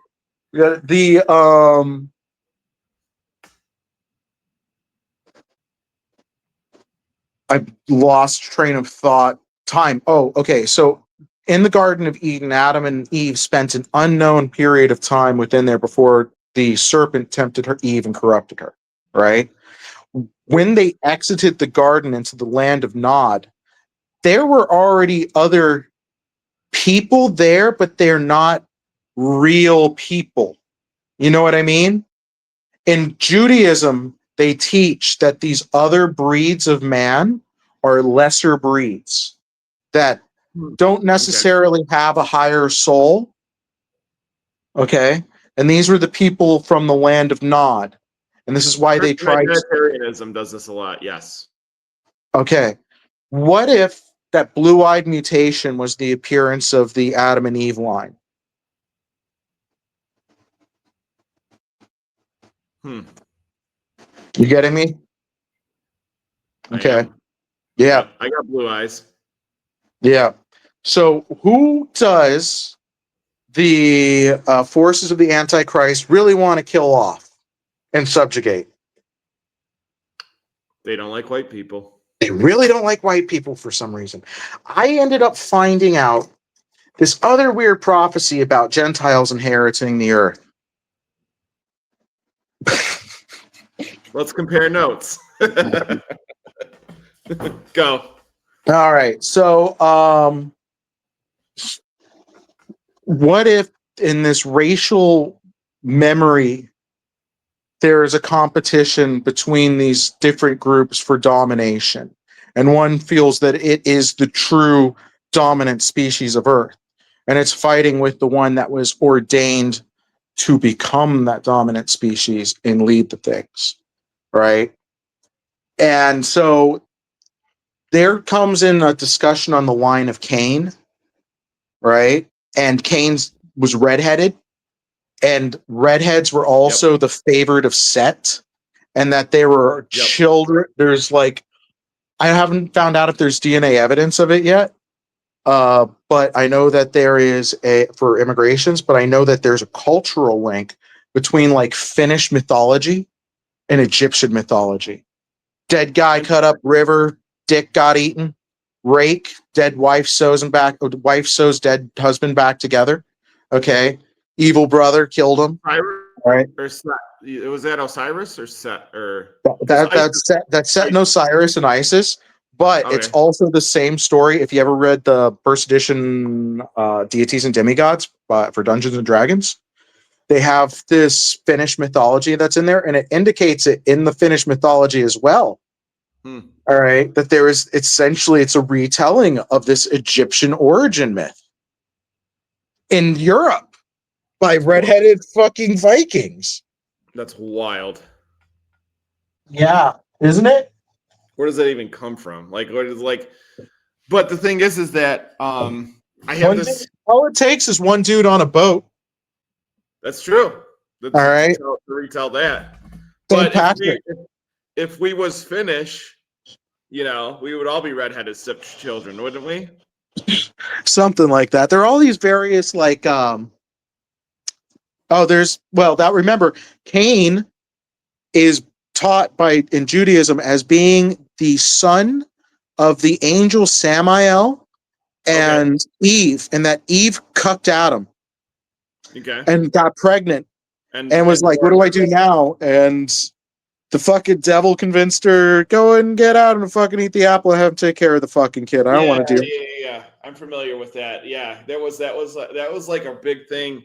That was like a weird Christ consciousness like divergence for a while. Like I feel like all the Christ consciousness stuff is like the AI stuff for Christianity before AI came about. Christ consciousness. There are a lot of people out there who want to believe that I met some people that are in contact with the Christ consciousness. Yeah. Yeah, like they contacted me. They're like, we found your card and we decided just to call you up. And I was like, all right. And we had this he was a psychiatrist with 50 years of experience, and she was a lawyer that argued cases before the Supreme Court. They were connected to like the Jesuit order in some way or another. And I'm like, I'm like, listen, I found out about the Sabbatians. And she gasped. She goes, you know who they are? You've heard of them? And her husband said, who? And she goes, just some radicals, dear. Just some radicals. Like she knew who I was talking about. It's literally like the warp. That's literally like the warp. Like the Sabbat. You mentioned the Sabbat because I've gone down a number of rabbit holes with that whole thing, and then once you mention that one to somebody who might know something about something, the conversation almost instantly shuts down because there's this one guy who they don't want to talk. They go, those people kill. They're talking about if they know about them. They go, that's a satanic mafia that will kill you if you talk about them. Yeah, but there's like this one guy who's been going back and forth to me, and he's supposedly red pilled on all of these things, and he goes, well, every church is just communist, even yours, and it's just like, they just want like my version of. Not put your labels on what we would like to do when Christ says, well, is it blessed are the poor? No, there will always be the poor. You only have me for now. All right. But the meek shall inherit the earth. Yeah. A rich man to get into heaven is like a camel through the eye of the needle. And that revisionist bullshit of it being a winding, narrow gate is so annoying that when any false Christian that goes and confesses that fucking prosperity gospel stuff, I'm like, man, you are really tempting to get in an iron bar upside the head when Christ rides again. Right? Because it's to the point to where it's basically so to me it's it's not only dispensationalist, but it's definitely to the point to where they have to suspend the disbelief in Catholicism because of all the controversy that's surrounded with Catholicism, to then Americanize or turn Christianity into some form of capitalist Christianity and prosperity gospel, to revival it, do whatever you want to, which is why I have a hard time swallowing what Con Inc. sells. under the disguise that is Christianity at all. That's like any of it is that, and it's not the original Nicene form of what we believe. I don't know what any of this even means anymore, and I don't really care. I'm hitting the reset button. Christ can sort this out. I'm done. All right. That's the point. That's the point. But that's the point of the liturgy. That's the point of the church. That's the point of. I cannot convince, buddy. I cannot convince anybody to do anything good. It seems. It really is. It's there's. You know, it's like, hey, if we do this, we're going to be able to stop a war. All right. If we do this together, we're going to be able to stop a famine. If we do this, we'll be able to save all these lives.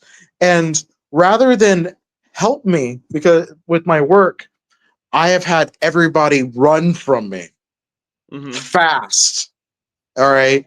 But again, it's like, or lie. And it's like, I can't fucking trust you in this shit. Fuck. But it's like, don't. I gotta find somebody. I asked my friends this the other day. I'm like, if Luke Skywalker went out shooting womp rats with his friends, right? And he goes, after shooting womp rats with his friends, he goes to Mos Eisley because a bad one among them says, let's go get a beer. And they go to the cantina and they go to drink there. You know who's there? Obi-Wan Kenobi. He's getting drunk, lamenting his life. All right. And Obi-Wan Kenobi having a rare moment of weakness and enjoying a tasty alcoholic beverage. Sees young Luke Skywalker, walks up to him and say, I knew your dad in the war. It tells him the entire story about the Clone Wars, and then tells him how his dad cut up all these kids and shit and joined this satanic cult, and he had to cut off his arms and his fucking legs, and I left him on the side of a volcano, burning to death, and he didn't die, and he came back as an evil space wizard, and he's responsible for genociding and enslaving countless species. Anyway, I think you're a chosen one, and I need you to help me go and kill your father and stop this shit. Any chance you want to join? Got a lightsaber here for you. It would belong to your dad. I mean, this is kind of awkward to meet you here, but it's like I got something for you, bro. It's like, what would Luke Skywalker drunk himself takes a look at the lightsaber like he did in the first movie when he was sober, but since he's drunk, he presses the button, lightsaber goes off, shoots him through the head accidentally, killing Luke Skywalker. Roll credits.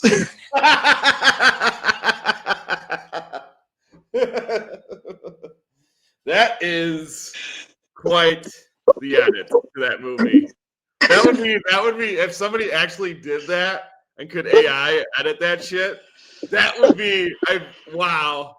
Get an Oscar nomination.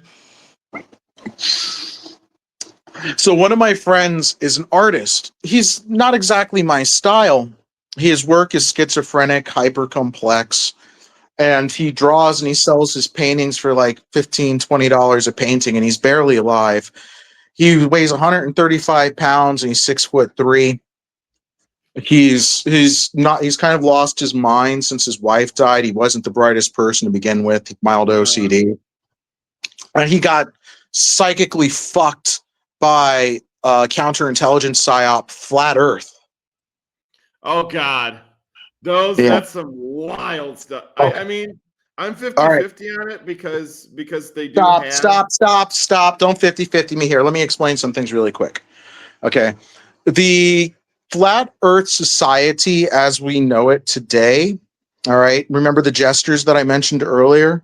Okay. There's certain dudes whose jobs are to proliferate bullshit like this and fuck with society. Yes. All right. They do it for fun. All right. They're already rich and this is what they do. So there was a movement that was gaining traction that the first moon landing was faked. Yeah. Okay. And I have begun to believe that. And this is a group of some scientists, some engineers that were going over some details. And it seems that for publicity purposes, the United States government faked the moon landing so that they could win because, and one, they didn't know if the guys would live or die because they hadn't yet done the proper sensors, but they wanted to beat the Russians, who were also in a legit race. Of course, they wanted to beat the Russians. I mean, what's any good American story if we can't beat the Russians, right? There we go. So they put a sensor or something like that that gathered data for them, and some people believe that the actual astronauts were just stuck in an orbital for a couple of days before they had them return to Earth.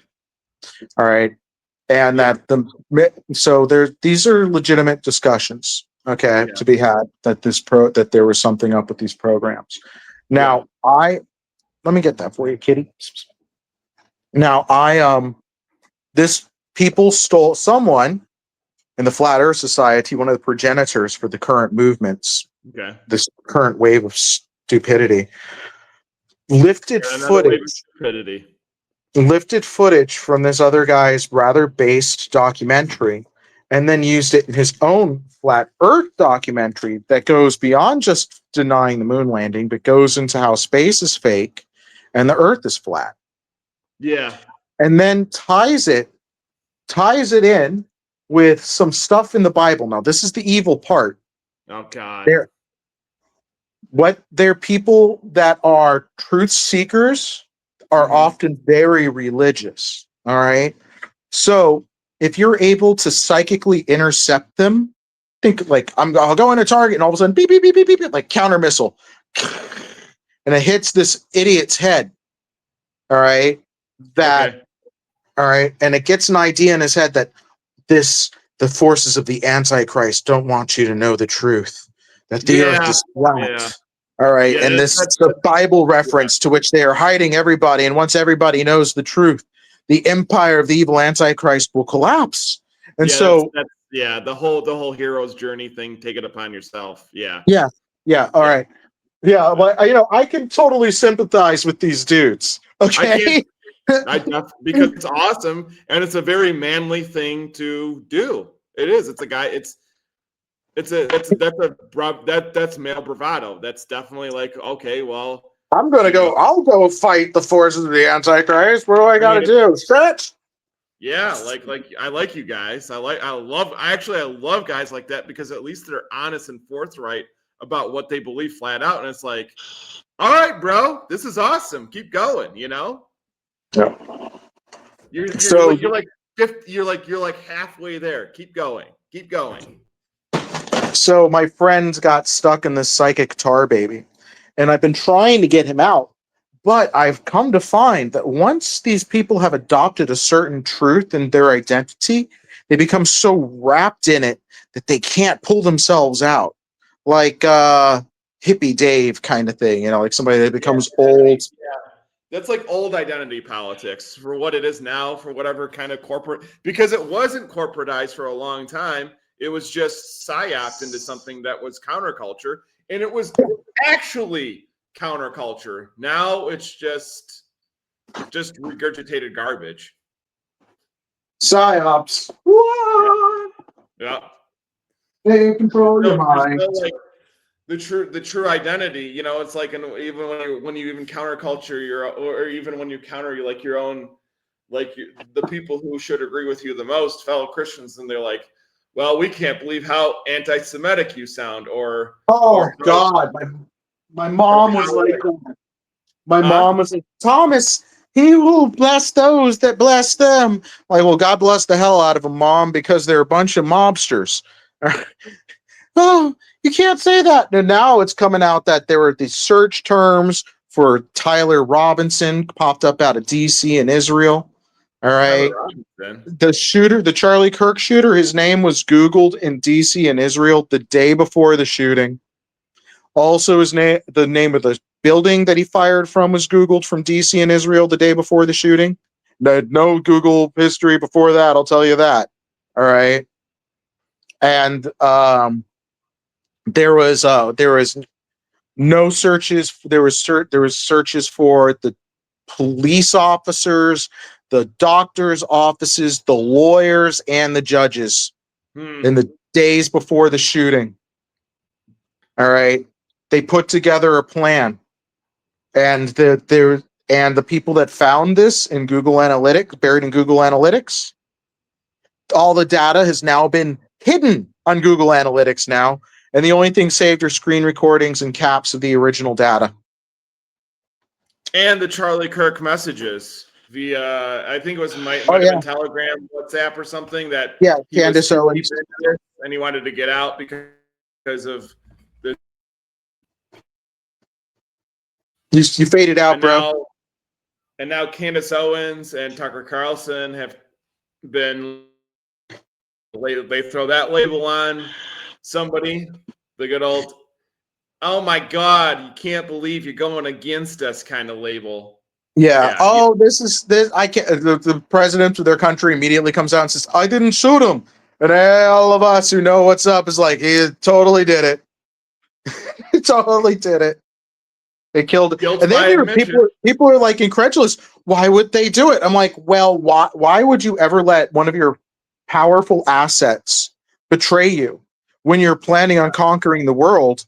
That's kind of a negative thing. And his wife is out there now. She's like, look at me. I'm going to be that first female president. They're going to make me the VP. Well, because she was groomed by beauty pageants and such. So there you go. No, only one pageant. Only one pageant. Entered her won one. She joined this like modeling network. She was moved around. Her family's intelligence. All right. Her father's like military industrial complex. Raytheon Israel. And her mom's Homeland Security. And she was Jesuit educated. Her charities. Okay. You know the guy from Soundgarden was murdered? Yes, I do. Okay, wow, my AC is about to die. Okay, the guy from Soundgarden and the guy from Linkin Park were both murdered in under suspicious circumstances. Chris Cornell converted to Greek. To his wife was Greek Orthodox. His wife was Greek and Orthodox. He converted, and then Chester Bennington converted as well because he was godchildren to Chris Cornell's kids. Okay, so they had found out that charities that they both had exclusive of each other that were out and existed and managed by other people on their behalf, chartered for the express purpose of helping orphans and developing nations, were being used for child smuggling and prostitution. Mm-hmm. They both found out about this and then they were killed. Charlie Kirk's wife, tell me if you heard this story before, had a charity after she became 18, helping disenfranchised children out of Romania that's linked to child prostitution off of a military base. Yeah. Why is there a brothel with children on a military base is the first question that I have. All right. And why in a country that is heavily religious. Yeah. Okay. Why is this happening? Romania's not a place that's like conservative, staunch Orthodox. I want tapes. I want all the bases tapes, and I want every person that's ever served at that base rounded up immediately, kind of situation. Yeah. Right? So these guys have their own. I'm going to go and guess that within the labyrinthine Leviathan-like guts of the United States government. All right.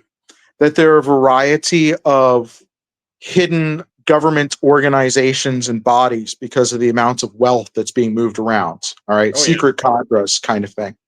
And in that, I believe that they might have their own private bases that they do things at. That kind of base might want to have that kind of entertainment made available for it. That makes sense. Okay. So once we find out who these guys are, it's just essentially we follow the pyramid of their officers in the military and you find them all. I think most of the U.S. military is compromised, and that's why Trump had his meeting. Okay. There's more of us than there are of you kind of situation.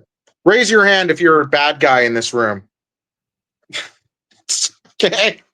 You're following me? All right. If Yeah. you know that hand don't go up, you might. You get me? Those generals that he all brought in at the same time. It's not just the meeting that we saw; it's the meetings that we didn't see. You know what I mean?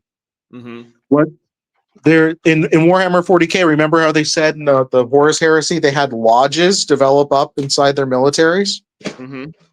Yeah, it's like that. It's The like Thule that. Society. Huh? The Thule Yeah, it's like Society. they're Thulian cultists. There's an offshoot of the Thulian cult in the government. It's the OTO. It's the one that Michael Flynn's part of. They're nuclear bomb shelter doomsday cultists. Isn't that Yep. nice? It's like you're what now? Nuclear bomb shelter doomsday cultists. Zuckerberg, Bezos. I thought I was useless in this world. Fuck. Even more useless after the apocalypse. I have like no survival skills. Same here. I Yeah, I'm done. I'm dead. I'm gonna fucking just. I'm just gonna have to pray to God every day that food fucking finds its way into my mouth because I'm too stupid to survive. Yeah. The only way I'm gonna get through this is with God. Well, just So convert. You'll be fine then. See if you convert to my section. well, You'll be all right. my goal is to convert things. I'm totally cool with you on that one. I'm going to convert a lot of things from live to dead, and it's like I think that's all I'm good for. The Burn offerings. Got it. Got it. fucking fuck, you know the So apparently the Aleister Crowley guy he thought John Dee's works and he perverted them. And when I was a young man living by a U.S. military base, Okay. all right, now I used The to live by Russian NASA. guy. The Russian dude. I used to live up by NASA, and I'm out in the forest, and there's this one friend of mine. There's this weird white kid, the metalhead with the jean jacket, the patches, the likes the bands that nobody hears of, and lives in a weird poor person house and has a collection of knives, like one of those kind of people, right? Yeah. Yeah. It's like Beavis and Butthead kind of character. Yeah. And this guy volunteers this to me one day, and he goes, "Never, wow, wow, Layla, I gotta go pet my cat." And this guy goes and he says to me, he volunteers out of nowhere. He goes, "Anybody ever asks you to read Aleister Crowley or related material, avoid it. Aleister Crowley created he took spells and he that were supposed to summon angels and he redefined them to summon demons so he could trick people into summoning demons and damning themselves." Mm. It's like, thanks for the information, bro. Yeah. Out of nowhere. Out of nowhere. But hey, you seem nice. Okay. By the way, I see you're doing some light reading there. He's got like a whole book on like, oh, is that the Keys of Solomon? Oh, okay. All right. So it's Terrifier. It's like I didn't really hang out with that guy much after that. He was like, "You know how to get rid of human bones in the oven?" I'm like, okay. Thanks for telling me. You know, Proper ways of corpse disposal. Thank you for sharing that, Mr. Demon Thing. I think there was a doomsday cult that believed all that Aryan stuff that did that. They did ovens, big ovens, like that. Yeah. So this guy was something like, okay. Woo. So years go by. Woo. And I end up finding all this stuff out now, how Aleister Crowley did indeed take this John Dee angelic magic. And he had indeed, thank you for volunteering that to me. I end up finding that there's a lot of these people out there that practice this stuff and that are into this kind of thing. More people than I would like, since not should be, about zero.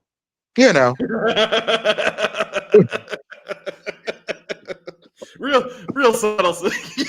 Yeah, yeah, yeah. I think, and see, that's the thing. Like, I think there's such a derivative of that. You know what I mean? Like, they're like people have been so disenfranchised by all of all of the formal, well, the formal secret societies have definitely done that, but also, the formal institutions that should combat that.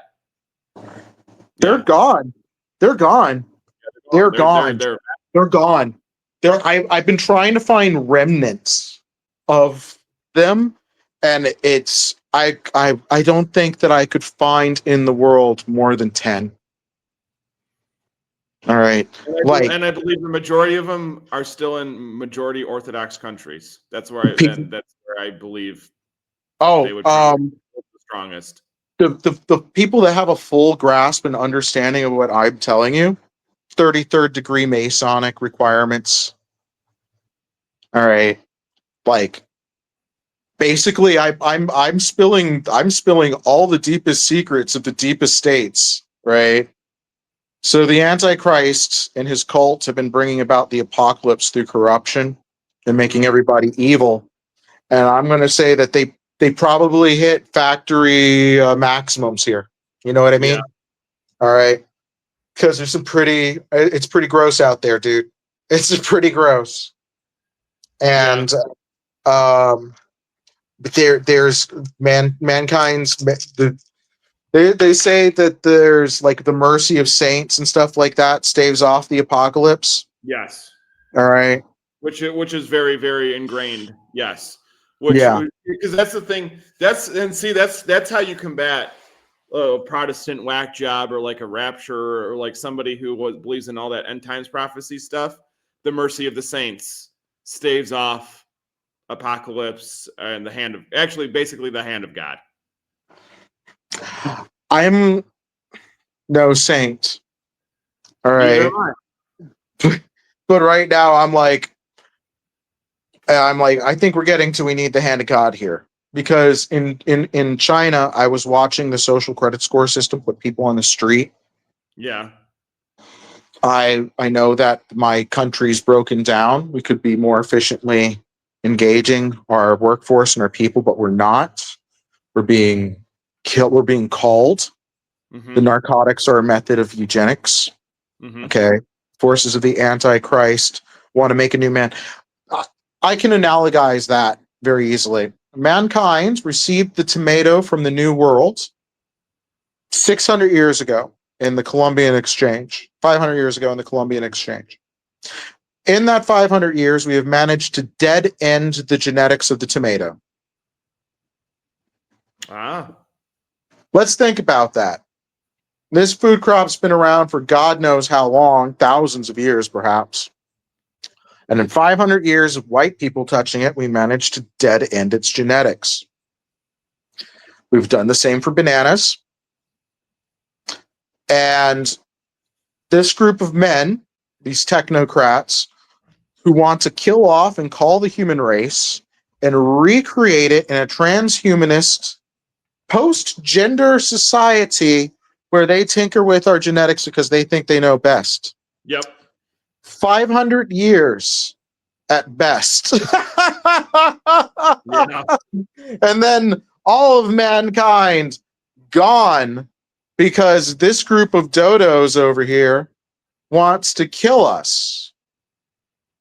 Well, I mean, look at it. It's R versus K group selection theory. You can definitely see that there's a difference there is a distinct genetic difference between conservatives and liberals. That's you. I don't know if your eugenic perspective is adequate or realistic. Okay. I don't know where you got that from or where you produced it from your ass. I live in a multicultural island, and I have over 186 different nationalities represented here. I have met people from all around the world. All right. And had conversations with them, learned a little tiny bit here and there. It was very interesting that the people from Coptic Christian East African religions know what I was talking about when I speak about the Sabbatarians. It is interesting. Yeah, Oriental Orthodox, Coptic Oriental. Yeah. They are aware. They are aware. Western Christianity has mostly been made unaware, because if it was ever aware, all right, the people that were aware were killed off. All right. Makes sense. Yeah. So and then there's others that were aware of the magic shit that I'm telling you. Now, every time I tell people about the John D. Wizard Doomsday Apocalypse magic stuff, I am technically marching us one step forward towards the apocalypse. And I share that with as many people as I can in like essentially a psychic guerrilla campaign. Psychic guerrilla. Oh, wow. That sounds, that sounds like a stoner metal band is what that sounds like. Guerrilla. It's a bad guy in the DC universe, Gorilla Grodd and stuff like that. He's a psychic gorilla. Oh, no, yeah. I meant like I mean it with the GO, not the GU kind of. All right. Like the soldier. Yeah, okay. GI. Okay. A GI. Yeah. Yeah. I cannot that stands for government issue.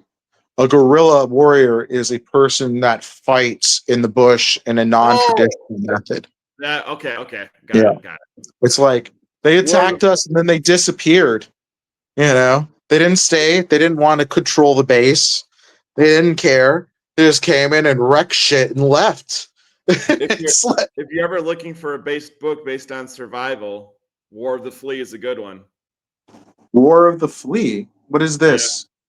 Yeah. It's a book written basically for people whom are talking about those times that you talk about, but have to have some kind of sort of network and military training or paramilitary training to survive. Yeah. And basically it's learning that kind of style of the rapture. Let's give you my scenario. The rapture happens. You're stuck behind. Now you have to make a really quick choice. You have to acknowledge immediately that holy shit, God and magic are most definitely fucking real, because half the fucking earth just disappeared. And what's left? Well, I'm here. And what did I do? Did I commit any murders, rapes, thefts, or any of those kind of things? Okay, so I'm a little dirty, or maybe I wasn't dirty, and maybe that's why God left me behind. But I know who also he left behind: murderers and rapists and cannibals and pedophiles, to know all the good guys are out of town and that these guys can do whatever the fuck they want. Shit's gonna get bad real fast. Right? It's like, because what's left behind are the worst aspects of humanity. Well, it's their version of what we would call a spirit of an age or an antichrist kind of sentiment.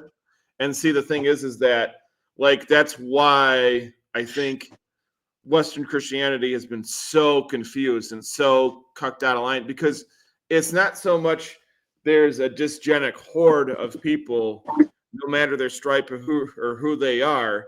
That's a whole thing in of itself. There's an epigenetic component that got attached to them. Because they've been tinkering. There's a genetic memory. They recently discovered that human beings, all animals, carry with them a genetic memory. Okay, and we don't know how deep it is, but apparently it's often tied to trauma bonding. So we know that we can have it tied. Hey, check in with the. I just transferred over to microphones on my head. I got you. I can hear you now. You can hear me now? Okay. Yeah, I can hear you. Can you hear me? Well, I'm trying to see how I can get this. Doesn't want to give me handset. All right, I'll just stay here. You can like plug into on the sides, the AirPods. Nah, I don't have that. I should. No, I got low. So, the satanic. Where were we on the satanic cults? Marching towards the apocalypse. Where weren't we? Marching towards the apocalypse. And I mean, they like to like, and I see the thing is like it goes a lot deeper than there's ideology, but on its surface you can see the ideological remnants of it, and the Chad meme versus the dysgenic horde or whatever it's facing against is a true thing. But no matter the stripe of that Chad meme, oh.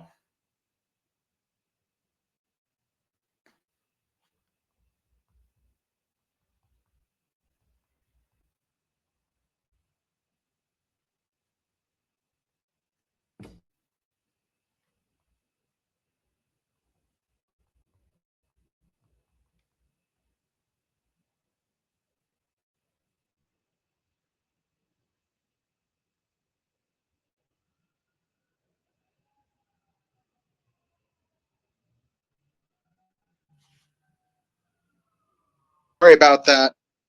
It's okay. All right. I was fiddling with the audio, trying to get the audio to work, and I ended up hitting something. Gosh. Bluetooth. All right. Check in, sir. Like a radio host, you'd be Boomer Bahamut. Boomer Bahamut. That was like I'm not that bad. Listen, I just keep touching the keyboard, bro. I don't have a fancy stand. It's the apocalypse. It's the apocalypse of technology over at Evil Tom's house because too stoned to care. There's something going on with this. What is he? AI has taken over, folks. We're plugged in. The Matrix. But it's not trying to make something. Trying to make a stand to hold my phone. It's working. The phone's working. Okay, so. Okay, keep going. Yeah, the genetic memory is where we cut off, and you're like this plan. Yeah, trauma memories.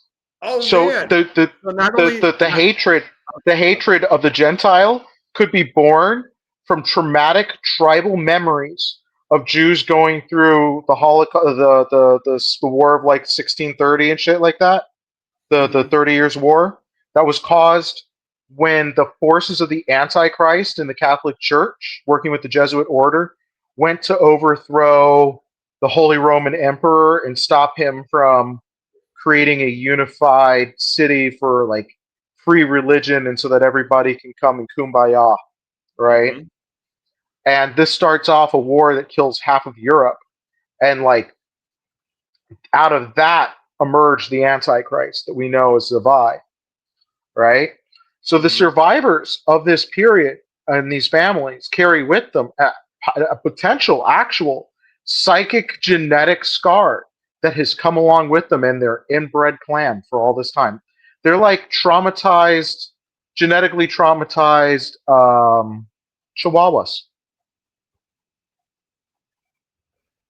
Well, look at all the stuff that they bring up, that they've brought up, the blacks in America that they most definitely caused in the slave trade. Oh yeah, that's white people's fault. That's white people's fault. It's white people's fault. It was white people that were whipping you, right? And it was white people. Who were their employers? Huh? Who owns all the things? Who financed the Confederacy? Oh, the Illuminati financed the Confederacy. So that whole black pride thing in the Illuminati was, oh, it's pride in the slave empire. All right. Yeah. Man, you go and you tell a Jay-Z fan that, they would shoot me. They would straight up if the American public were to find out the truth of who runs its society and understand it, how would they react? I think they wouldn't care. They'll be like, so who's got the dollar bills, y'all? Yeah. Because they worship that. Yeah, I'm gonna get kids getting their face and their whole fucking body covered in tattoos. I'm like, they're not even good. Yeah. It's not even art. It's just squiggles. It's like the kid that drew on the desk got a hold of an Indian ink and a needle and like tattooed himself. Yeah. Not good. Not good.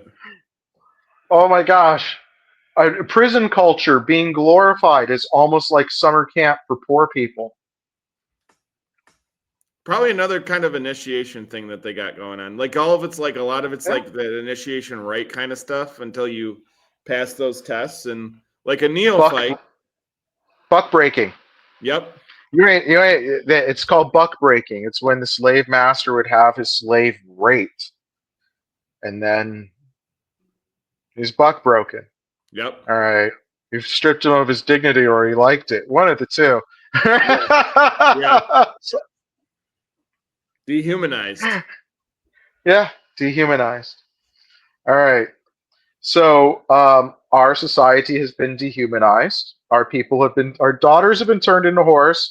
What do you want to be? The only viable economic career is being a high-end prostitute anymore, since AI is. Oh, and who are you prostitute to? Oh, these elite Jewish families that want us all to die off, but will keep some of us around as sex toys, apparently, if I'm lucky. Says the Talmud, probably. So it's okay in the Talmud. It's like when you go and you fuck like a little baby. That's what they teach in the Talmud, right? No So wonder every Jesus didn't like these guys. Jesus Christ says, like, oh, you want to cause a child to sin? Tie a millstone around your neck and throw yourself into the sea. yeah, light stuff, right? Just some light just some light punishment, right? Very light punishment. I mean, Christ. it's just like to me that they've done all that. They've just definitely destroyed everything about that. And like, yeah, it's a shame. It's a shame. It's an evil shame. And I was looking at a video of a church the other day, and there was this girl in there who was dressed up. She was naked, and she was wearing like a latex nun outfit over her face, like one of those weird gimp masks. And she's in this old church, and I thought to myself, and I'm like, fuck, what a fucking deconsecration. There used to Yep. be families running through that place, happy, children giggling and church and laughing in the back rows. There are mothers and fathers that christen their babies, and there are probably people buried in that yard that that used to be their family home where they all come together and worship Christ. And now their family church has got a whore in it, and the families are dead and gone because their children were sent off to die in wars for the Antichrist, or poisoned by drugs, or had poison put into their fucking food and groundwater deliberately. You ever see Resident Evil? Yeah. Oh yeah. Okay, Umbrella Corporation is real. All right. Umbrella Corporation is real. I'm going to explain what I just said in a rational way. Umbrella Corporation is a metaphor, a symbol. This remember the umbrella in your head? Okay, Mm-hmm. red and white umbrella. That's the Templar's cross. Mm-hmm. Umbrella Corporation, an evil global messianic cult conducting illegal genetic experiments with underground facilities all around the world, led by strange European people into raving. Hmm. Hmm. So, Switzerland, Knights Templar, Red Cross, all right. The Swiss Guard guard the Pope. Mm-hmm. The Mm-hmm. banks are intertwined financial entities. Mm-hmm. All right. The Templar orders operate out of this area. Okay. And they have apparently Switzerland is the world's premier in genetic modifications and like medical science. They also have a very powerful intelligence agency called Onyx that nobody ever knows or talks about. All right. Because that's how you stay number one in Mm-hmm. banking. All right. Is by having the most dangerous global intelligence network you can. Because these guys are hooked up with, like, they go to school with, like, the children of the super rich that are sent over there. So they've got really good friend connect and connection networks to get whatever they need wherever they may need it. That makes sense. Makes a lot of Yeah. sense. Yeah. So they keep all the money and the gold over there. And they have these facilities that when the world comes to an end, everybody will go and hang out over in their new underground super cities for their future ideal world after they've decimated the population of planet Earth. Fauci happens to be from a Swiss family, and he's a member of the Knights of Malta, and he was head of the CDC, Anthony Fauci, Jesuit educated. And his family crest is a serpent with a crown on its head, eating a man. He was going, don't eat me! Subtle. Subtle. The family's name is Abyss. Abys. You know, like hell. Stare into the abyss. Yeah. Okay. Yeah. You know who? All right. I mean, the abyss stares back at you. So yeah. There's Hell's Angel biker clubs that operate in Switzerland. Hell's Angels Biker Club. Yeah, operating in Switzerland. What do they have to do with Switzerland? That's bizarre. Drug network, arms trafficking, Satanism. I mean, all right. Yeah. Remember much earlier when I mentioned the Hell's Angel was talking about the satanic ritual and the douche named Moloch? Yep. Moloch turned out to be a scientist of note. If you look him up on the internet, he was the dude that found the first prion disease and then isolated what it was and cured it in the people of Malaysia. And he had adopted 60 sons, and they didn't find all of them. And yes, he was a prolific child molester and rapist and murderer, and that's what he ended up dying in prison for. By the way, I believe that the current deer prion disease is genetically fabricated specifically to attack the food supply of the rural white population in the event of a war. What is it? Wait, COVID? The COVID? The laboratory over in Wuhan has a blue cross on the front of it and a red cross in it is the symbol for the group. It's the Umbrella Corporation. Yeah. Umbrella Corporation made fucking COVID. Nice. Yeah. Yeah. So this is the remember what I said earlier about within these labyrinthine government organizations, there are probably hidden departments and cells with unknown resources and money and capabilities. All right. These guys have been tinkering around and using our money to do it. And people that are members of the Knights of Malta have their own passports, and they can go anywhere in the world with that passport. No visa required. Why is any person in the United States government have a passport to any place else but the United States? You know what I mean? Yeah, that is. Yeah. Yeah. It's my Knights of Malta, Israel. I don't give a fuck. All right. You know why I got my British passport? Yeah, right. Because when I realized I was going to conquer Britain, so it doesn't matter if I get a British passport. It's my bitch too. Sorry, go on. Yeah. The masculine urge to not have a passport. Don't tell me what to do. Marco Rubio wanted to strip people of their U.S. passports at whim. At whim. Is he like? You said he was part. He was definitely part of. Oh, his parents worked for Lansky, and he works for Alvin Malnick.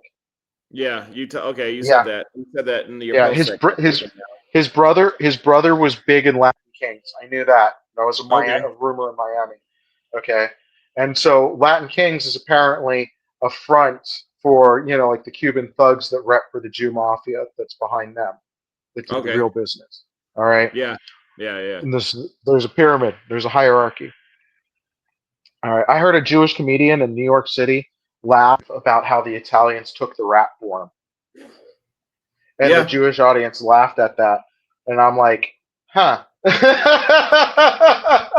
It's so weird on how like all that kind of fell though, like on how I mean I would consider Italians to be racial brothers for sure because they're close, like they're elite. Their people have been conquered for a long time by evil. Italy, it's not really understood because many people don't understand the Italian migration to the New World. But in some instances, for example, with plantations in Cuba, Italians were just rounded up out of towns and shipped over to Cuba. All right. And Huh. then congratulations, you work in a plantation now. Really? I did not know Yeah, that. they're yeah, they would like round them up like cattle and move them. All right. Dang. Yeah. They would, Castro's mom was one of those people. All right. His dad was this Spanish elite that comes from some like royal pedigree line that came over as a mercenary soldier. And then after he was finished killing the slaves, the rebellious slaves, he was granted a substantial amount of land and Hmm. territory to his name. And when Yeah. his wife died, in order to maintain his position within his local Masonic organization, he had to gain a new wife. And so he had many mistresses among his slaves. All right. And he decided to pick the one with the smartest children, and that was Castro. All right. And so Castro was taken into the house for a little bit. And then after he goes from the slave quarters to his father's mansion. Now, mind you, Castro's father's estate would be valued at about $6 billion in today's market value for his production capability and land values scaled.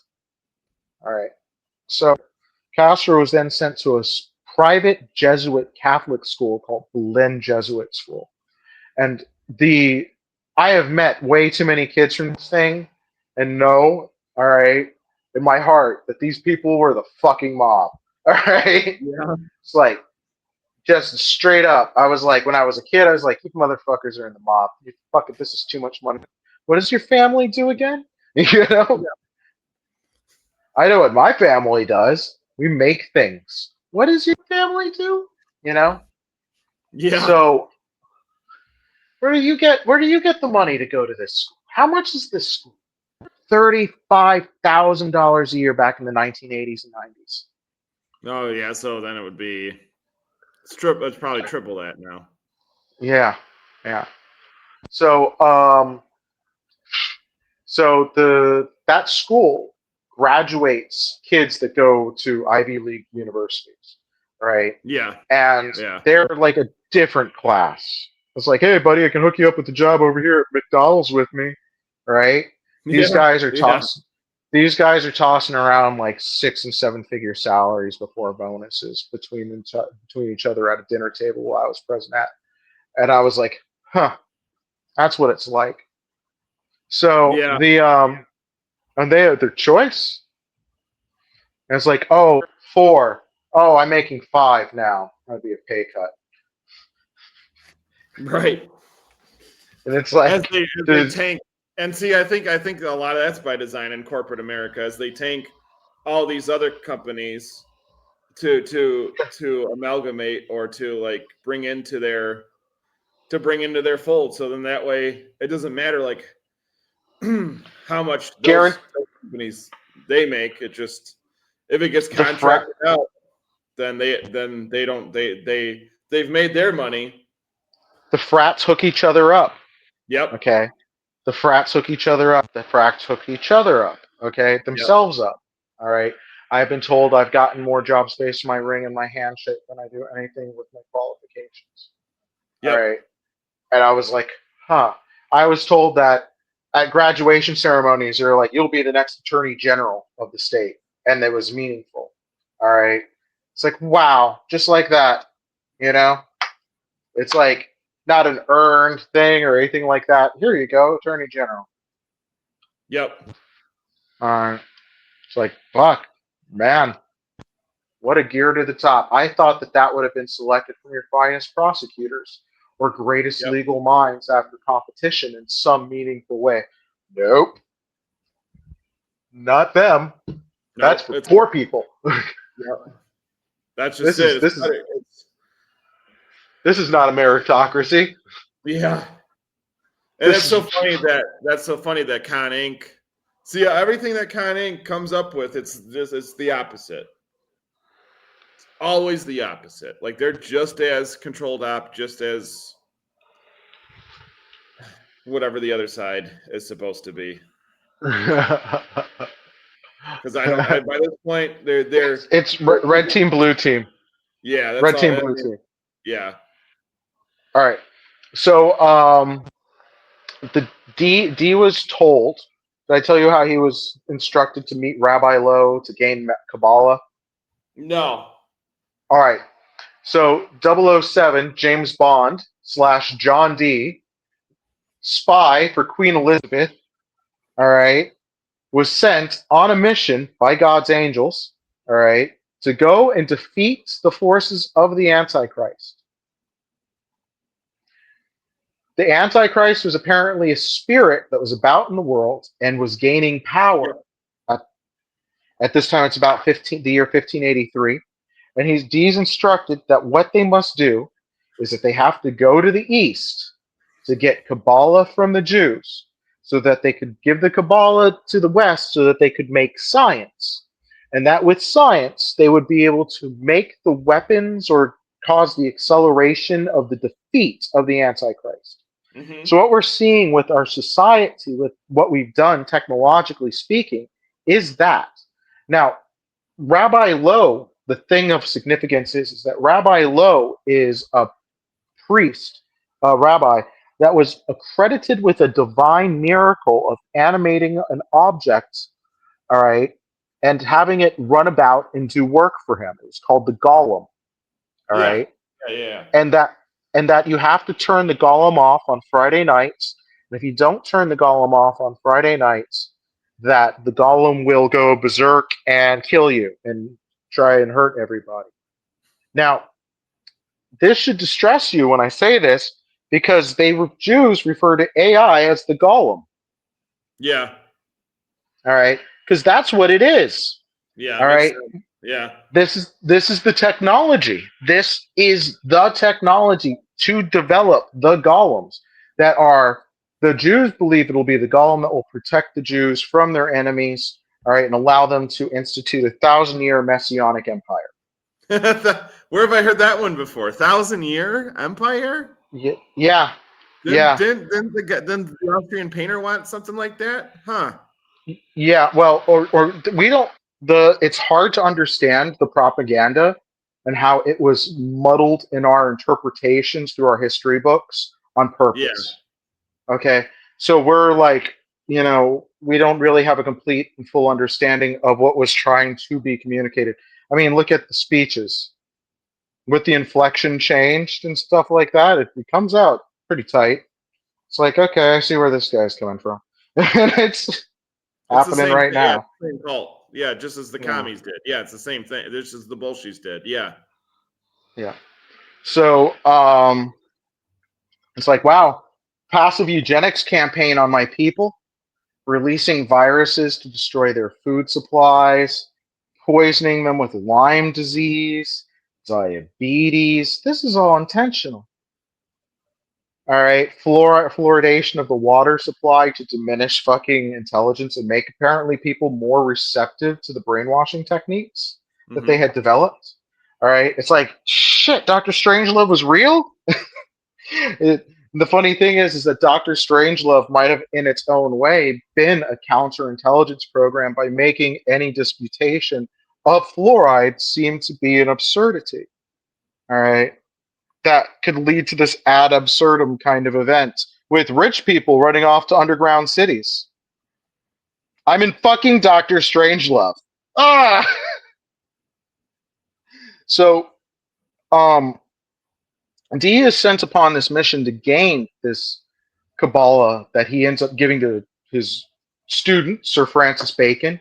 You know the guy Bram in Game of Mm-hmm. Thrones. All right. Yeah, So yeah, yeah. Sir Francis Bacon, the real Shakespeare, uh, is also the guy who developed the scientific method. We know it as the Baconian method. Yes. Yeah. Yes. So we have the science that we have today, even the American colonization was all due in part to Bacon and Dee, because Dee was instructed by God to go and have America and the colonies founded. See, apparently, was instructed by God's angels to do a magic ritual that would go and create a 400-year mini empire. It was like a shitty version of the good ritual, right? And the mini empire that they were going to create was going to be the British Empire, which was going to rise up, grow, and build the world, and then it was going to collapse. And when it collapsed, it will leave the necessary structure to build the ideal world for the new coming age of Christ. So the Antichrist thinks that he's coming up to his ascendancy. All right. He's like, no, I shall take it all. It's like, no, this is in the cycle of things. What's happening actually is that he's coming up to his collapse. The technology was developed to cause the collapse. The technology in itself is the self-destructive thing that causes all of it to break down. And at which point, when technology fails and man's like false faith in his own hands rears its ugly head, faith will be the only truth that you can have in that world because, God's real. Oh yeah, okay. I see where you're going. Yeah, yeah. So it supposedly it's a return to the age of miracles, right? Whatever that might mean. Okay, I like to think it's Dungeons and Dragons in a post-scarcity kind of society. All right, so I D also during his adventures ran into the Jesuit order apparently, and they were going to kill him, and they took his books and burned them. They recorded that they burned them. All right, he recorded that they burned them also, but he saw another divine miracle because all of his destroyed possessions were restored to him. That's weird, huh? Yeah. Yeah. He's like, and then we were riding our carriage around the corner from away from the castle, and there's a break in the trees, and there's this ray of light coming through the sky, through the forest canopy, and there's all of his stuff in absolutely brand new condition. And it's like, truly, we have seen a holy miracle. And that is when the Jesuit order found out about magic and started using it. Okay. So there's a whole thing listed that D was told about. Have you ever heard of the Jewish expression Hashem? His name. Yeah. Okay. Yeah. Hashem Forash, all right, is like the names of God.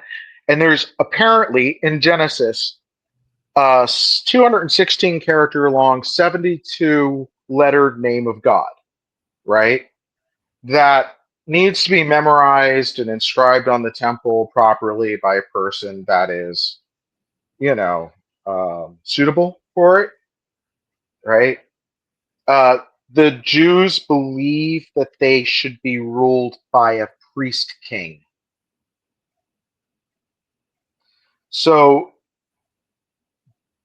the guy that is able to seize the throne of the Jewish people, all right, and command them will be their false messiah. You know what I mean? Like, Mm-hmm. they're going to say he's the Messiah, but he's not Christ. Yeah. All right. So the Jews are looking for a man specifically to conquer them peacefully. That's a tall order, don't you think? Because of how much havoc they've created. Yes. Yeah. All right. Conquer them peacefully while simultaneously having to combat an organized intelligence network of disinformation and misinformation combined with just regular stupid people on the internet. Yeah. Yeah. because that's a whole campaign in and of itself. But that's It's, the best that's one because they're honest. yeah. This guy's just honestly stupid. This other one's dishonestly stupid. You can tell. You can tell. Their words ring like hollow brass. There's some really enthusiastic mouth breathers on the internet. Not gonna lie. I love them. Uh, Can't get enough. so a lot of these cults apparently practice like the Church Universal Triumphant. The leadership of that probably practice a form of Enochian magic. The Mormons probably do as well. It's indicated. There's some stuff that I've read on, and I found it on some really. I found myself on a white supremacist website, and I took a few things and left. All right, and then I reproduced those other things and put them on YouTube and on fucking VK and a few other places. Yeah. So it was a video discussing the OTO and Crawley, and it discusses how it is believed by some who believe in these kind of things that these men summon demons and devils thus to broker deals for them, and that when great wars occur, all right, that they do these things.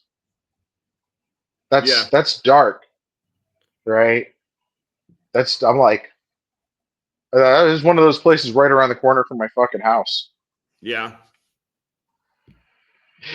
I'm gonna, if I was particularly evil, I would walk into my enemy's place. Like, if I had like Doctor Strange level powers, I would just blow out the doors to that place. Hello, boys.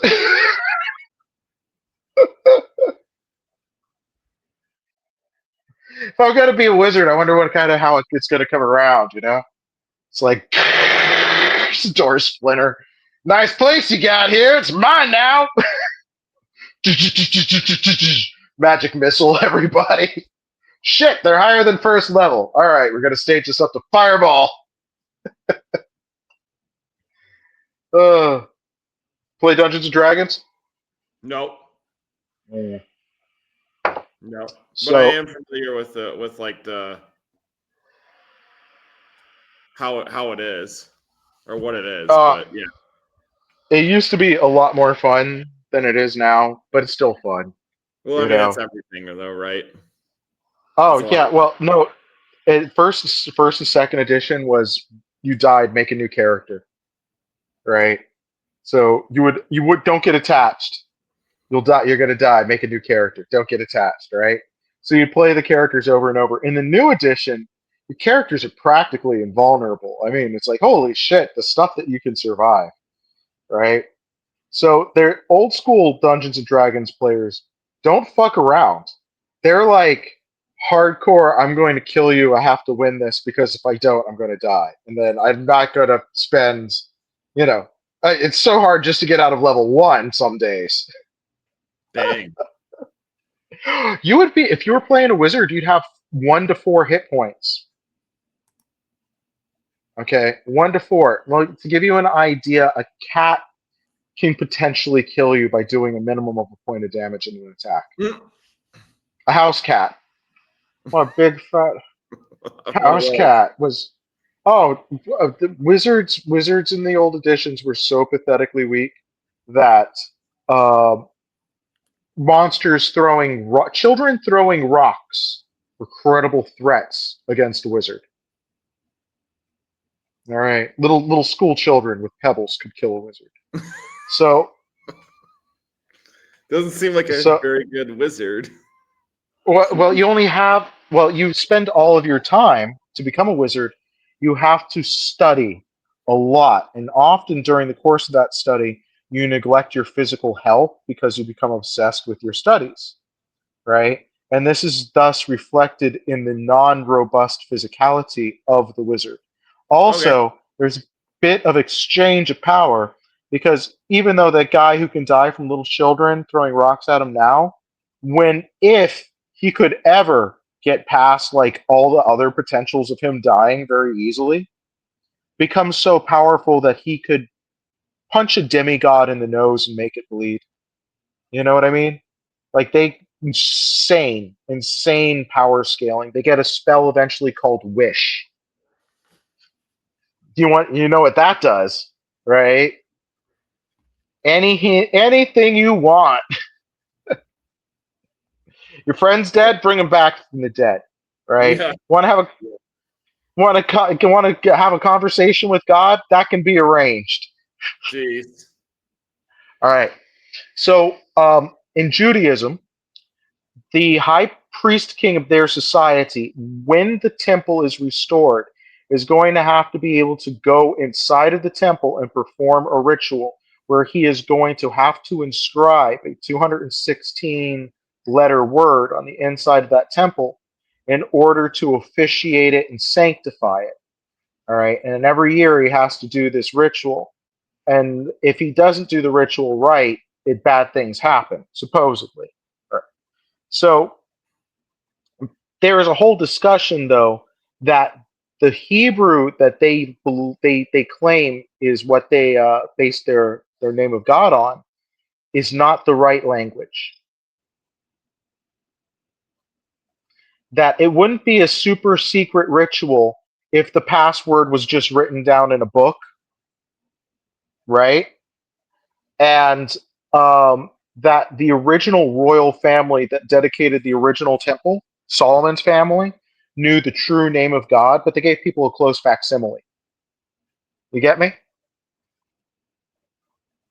So, as actually having that power is real power and therefore dangerous. Yeah. So, um, John Dee was given this language by these angels that is supposed to be the true Hebrew. That's supposed to be the true language that was spoken by God and to Adam and Eve in the garden that he taught them. And then it's supposed to be like the progenitor language and a language of power. Hmm. Yeah. And that the person that learns that language and learns how to practice it and use it correctly is going to supposedly be able to go and do a lot of really good things.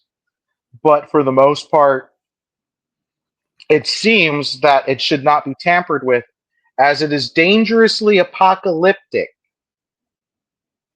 Faustian And this bargain. is, yeah, it is. You do this wrong, and everybody is fucked, right? And I gotta tell you, I am probably one of the most incompetent people you'll ever meet. You're all so fucked. I'm totally gonna fuck it up, bro. So I've had. You're a Gentile, though. Don't they need somebody who's not a Gentile? That's the next thing. I come from a Davidic bloodline, and the legend is that their Moshiach, the not the false prophet or something like that, if you want to look at it like that, the Jewish Moshiach will come forth from the Goyim, and that he'll be the one who conquers them with peace. And then after he does that, that the whole world will learn to listen to him because it's a good idea to do what he says. Because after all, he is the magic man. Hmm. All right.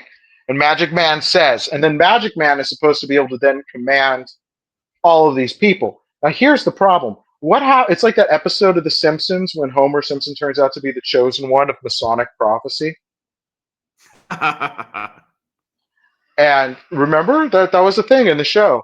Matt Groening's not lying. There is a chosen one of Messianic prophecy, and that there's signs about him. It's not Yeah. a birthmark on Homer's ass, but it's there. So Or he's like that what? Japanese. Huh?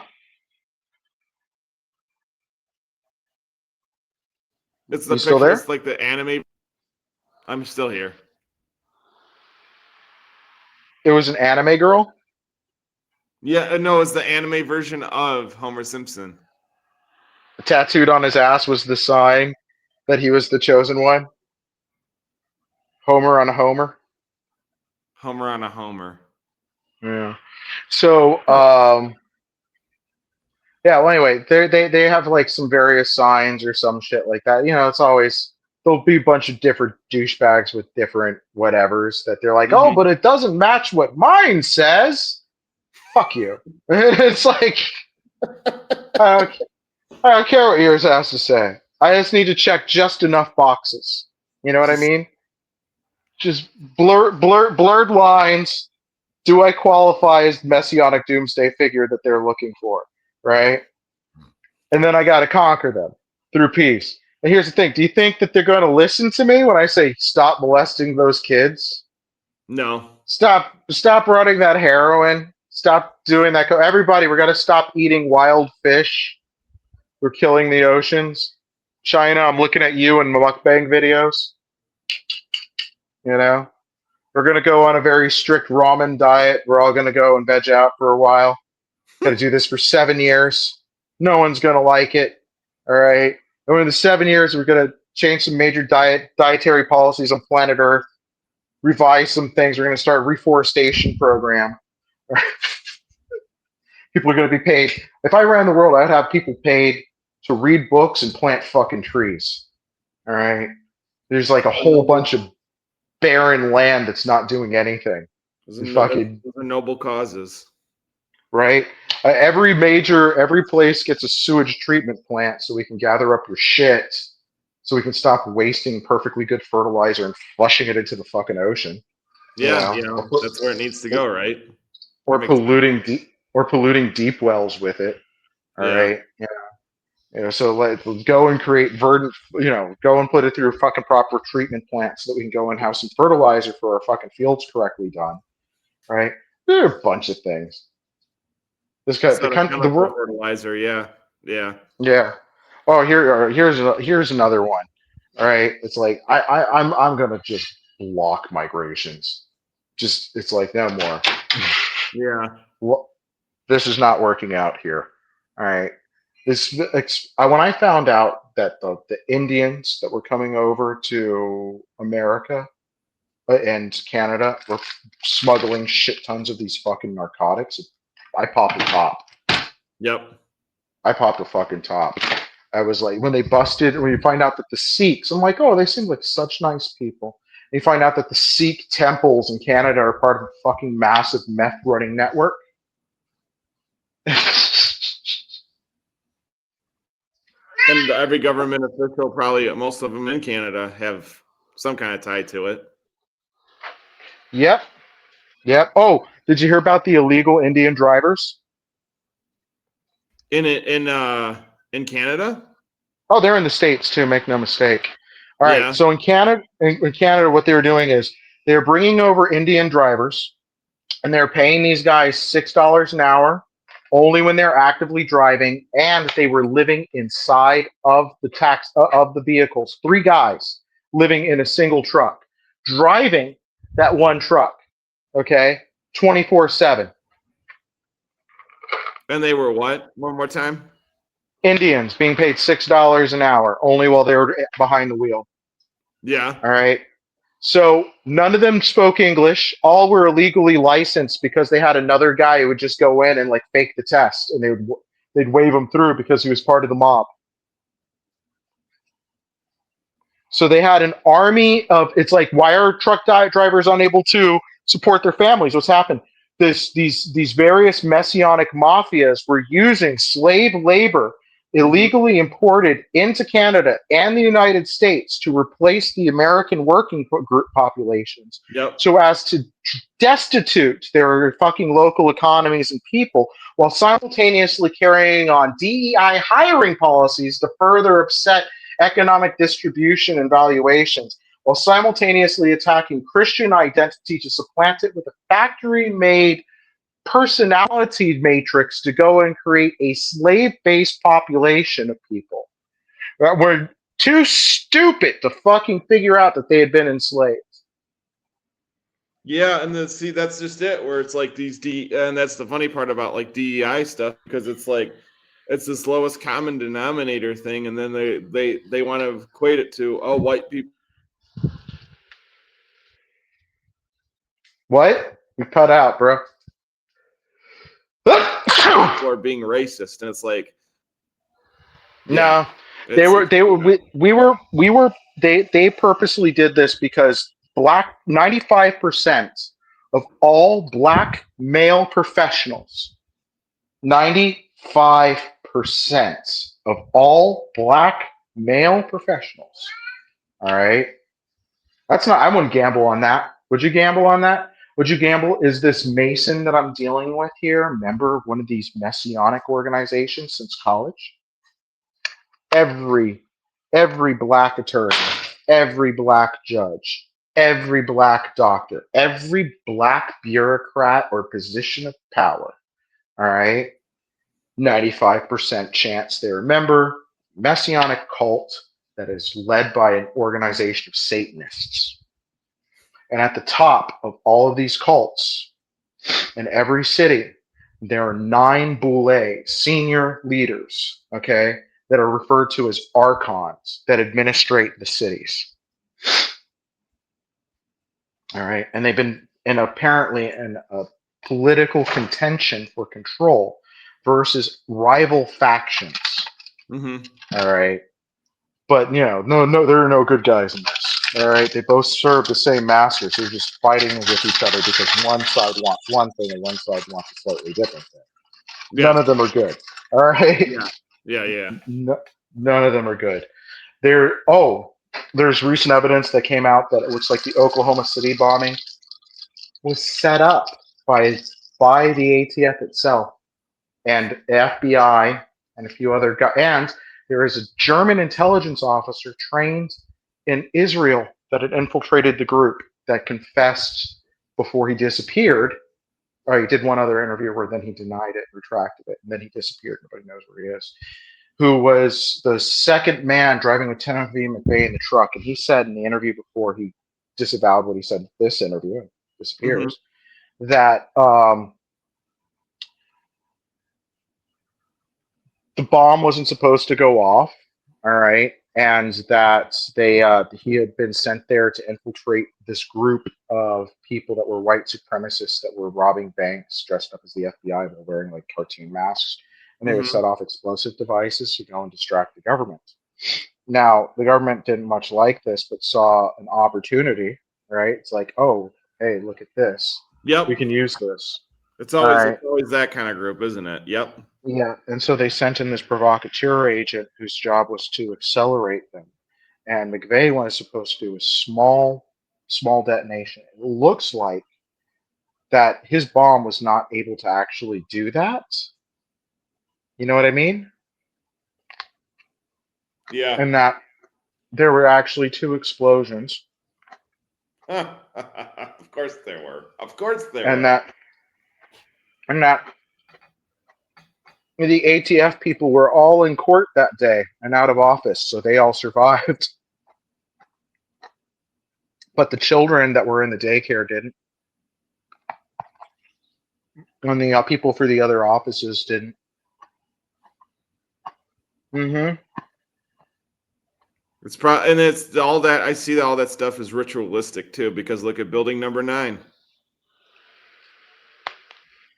Building 7, you mean? Or 7.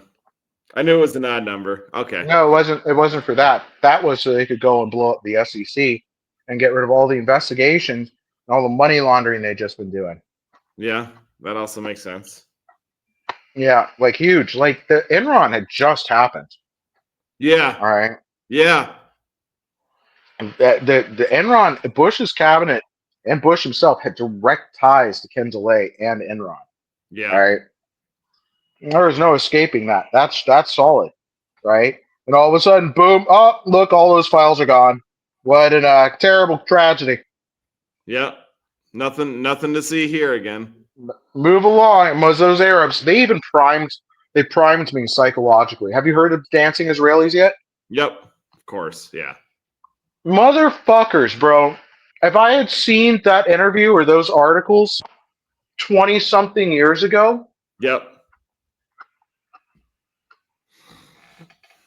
they sent so many children to die and kill and be maimed and be psychically damaged and corrupted. And the terrible music they played. I can't blame them for Limp Bizkit.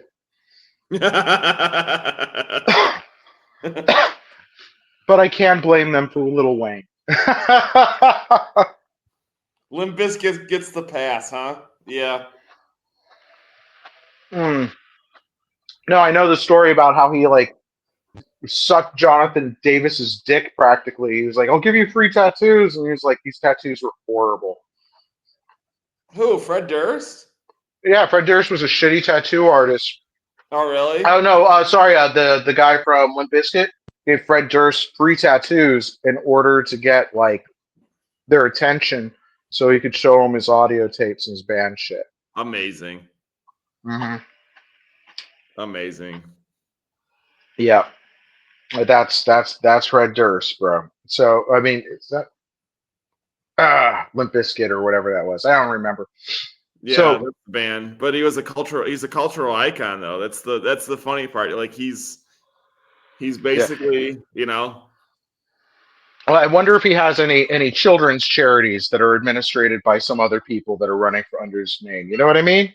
I don't know. I don't want to ruin my childhood, so thanks. Yeah. Okay. Well, they don't. You see, the front men don't know that they're being used by the bad guys. You get That's me? true. They I don't. Then they might ask for a percentage. You know. I doubt that Fred Durst is a front man of anything else but Limp Bizkit, though. He kind of seems like he's just his own I thing. know they. When you get rich, you always have charities and foundations formed up because essentially, then you can pay somebody $25,000 as a tax write-off. Yeah, that's true. Yeah.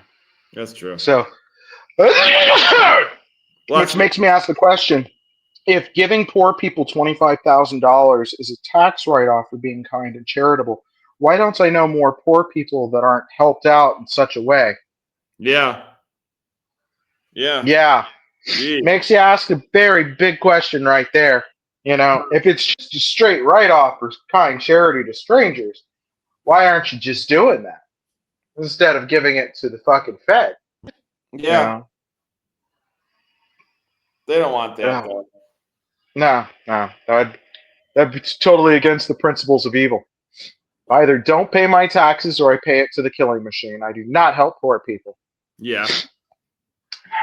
So now, if I'll write her off as my sugar, I'll write my sugar. That's what I write my sugar baby off as. Mm-hmm. That's what it is. That's what it is. Okay, so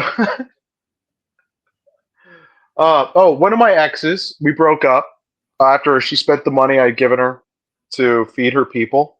I'm like, listen, there's a coming famine that's due to all these machinations of the Antichrist, and I need you to take this money that I'm giving you to set up these businesses so that we can, import food to feed your people when the financial economic crisis occurs. Do you think she did that? No. What do you think she did with the money? Spend it on herself. Literally, she got a tattoo and bought a motorcycle. That's responsible actually, you know. That's real good. Yep, she needed it. It was very important. So, fuck, right? Yeah. So, why are you mad at me? Because there are people that are going to now starve and die because of you. It's just like, you don't know the future. Like, stop saying that. We've established the dead Game of Thrones stuff. This is why we're not working out. It's like, so for countries in such a bad famine now that they're getting reports of acts of cannibalism. That's terrible. Yeah, that's bad, right? That's real bad. That's real Acts of selfish. acts of fucking cannibalism. Yeah, she had no idea. You know, now you spotted it. Yeah, that's selfish, right? And her spending that on that tattoo, that was really fucking selfish. It's very Now our selfish. people are now our people are starving, right? So then she's like, I'm going to go to the United States. I don't need you. All right. I'm like, okay, I'll help you get there if that's what you really want. All right. And then you can come back and I can find out if I can trust you. All right. So we break apart and she sells everything I gave her and she gets herself smuggled against my advice. I'm like, Donald Trump's about to become president of the United States. He will not be able to travel to the USA. All right, they're not going to allow you in. Yeah. Yeah, this is the fucked up thing. I'm like, one part of me is like, yeah, fine, you go up there and we'll get together. You go and get your $50,000 in loans, and then we'll get married, right? Because if it's the other way around, she can't get the $50,000 in loans. That's one part of my mind ran that way. Another part of my mind was, but I got to see if I can trust her. And another part of my mind was, get this crazy bitch out of my house because she already tried calling the cops on me. Right. I have multiple personality disorders, so they were all in very big disagreements about her. So anyway, no. So she got over there, and I knew that she was going to end in a bad situation. I didn't know Yeah. how bad.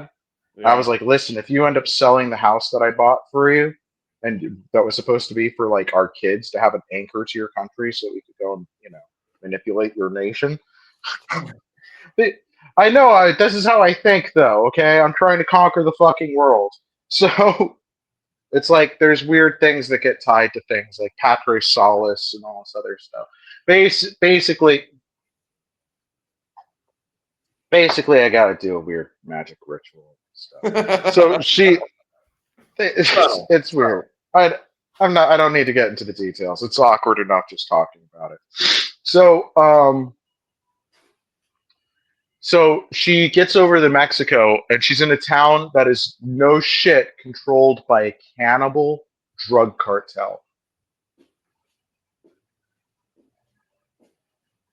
The cartel that's in control of this town in Mexico is known for cannibalism in the 21st century.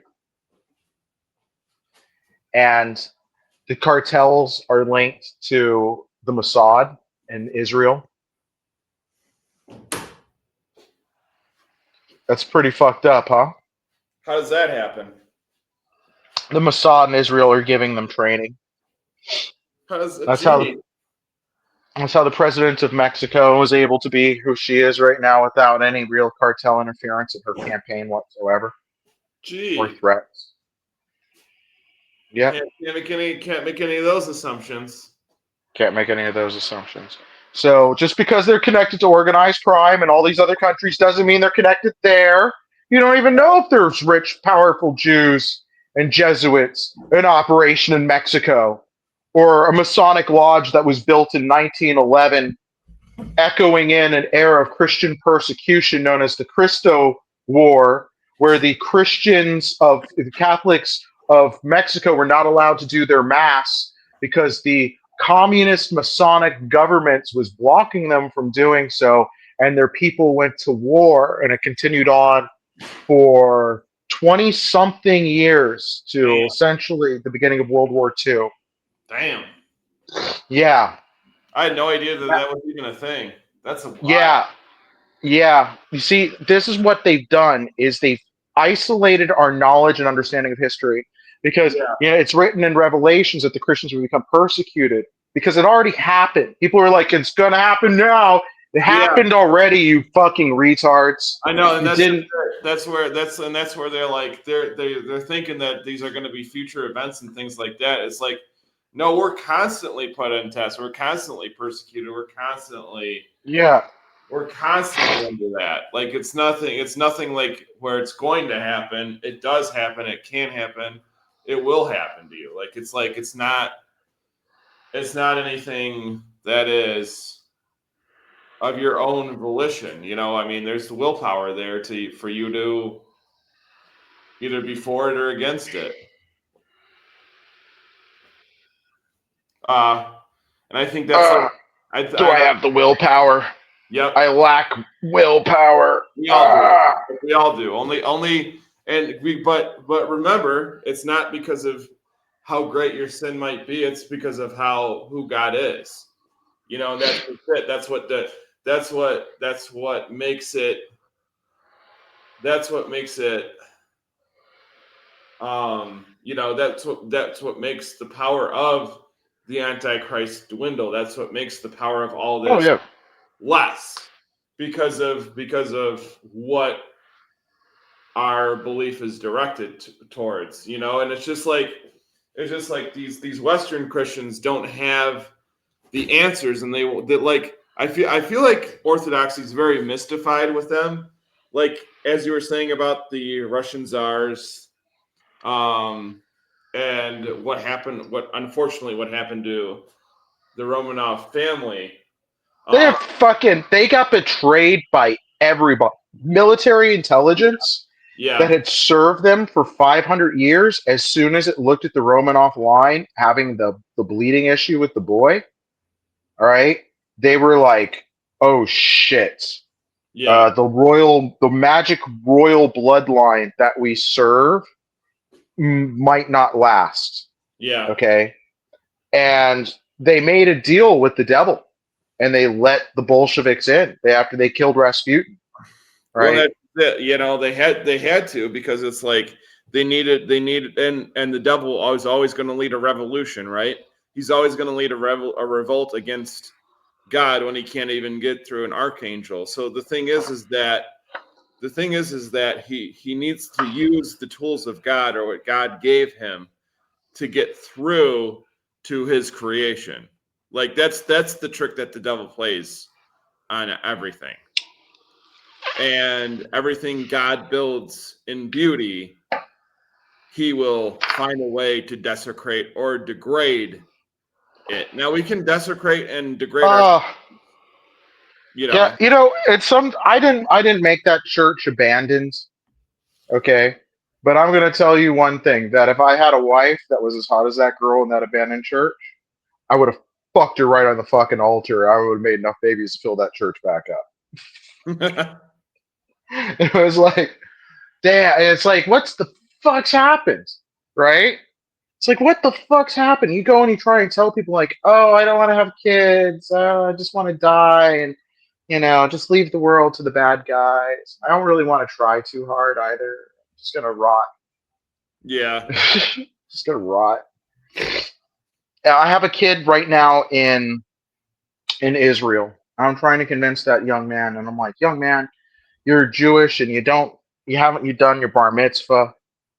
You're a little fucking queer too. You're hanging out with people that are reading stuff from Aleister Crowley, right? And you don't even know anything about your Jewish heritage. You didn't even know the story of Gideon or nothing, right? And I'm like, you're right next door to Jerusalem. Just go over to meet these people, talk to them, exchange some data for me because I need to find this stuff out. He's like, why? And I'm like, listen, in order to do certain things, I have to conquer your people through peace, right? All I'm asking you to do is take a bus 30 minutes from your house and go and meet with a religious order that's been there for I don't know how many hundreds, if not thousands of years, right? Yeah. That you're supposed to identify. Do a basic religious ritual that your people are supposed to do when they're fucking 13. All right. And then ask this man some questions and get some matters settled for me. And, if he asks, how the fuck do you know these things? Tell him about me and give him my email address or my phone number. All Yeah. right. And I'm trying, and I need you to talk to a couple of these other groups that are in the neighborhoods also. And he's like, no, I want to just play video games. Of course. I can't get laid. I can't get any pussy. Why can't I get any pussy? I'm like, well, one, you're a little gay. When we first met, you were talking about fucking your boyfriend and shit like that. And for a Oh, lot of I girls, mean, it's yeah. kind of a turn off. All right, it's like, and you're not looking for a relationship or anything like that. You're like that over enthusiastic, horny little nerd that can't shut the fuck up. And you should read Catcher in the Rye. Ugh. Strange time. Oh my gosh! I read Catcher in the Rye, and I'm like, what? This guy's a fucking faggot. Yeah, I have no idea. Yeah. Oh, I'm trying to use various messianic prophecies as check marks to manipulate to conquering the Jewish people. Because if I can do it, really, thank God. I mean, that's a cool trick, right? Yeah. Unfortunately, I know that if I suck at the job, We're all going to die, or a lot of us, a good number of us, most of Earth. We're But gonna I'm get okay with that. we're gonna Okay, get raptured. I'm okay with sacrificing most of you because most of you are okay with sacrificing me. Thanks, Thanos. Thanks. It's like straight up. Fuck you, people. You're assholes. Like Dang. militant diets. All right. Dang. Everybody's getting basic nutrition courses. All right. I'm not gonna have people like my idiot friend Alex starving themselves to death anymore. Wait, Jones, Mr. Jones.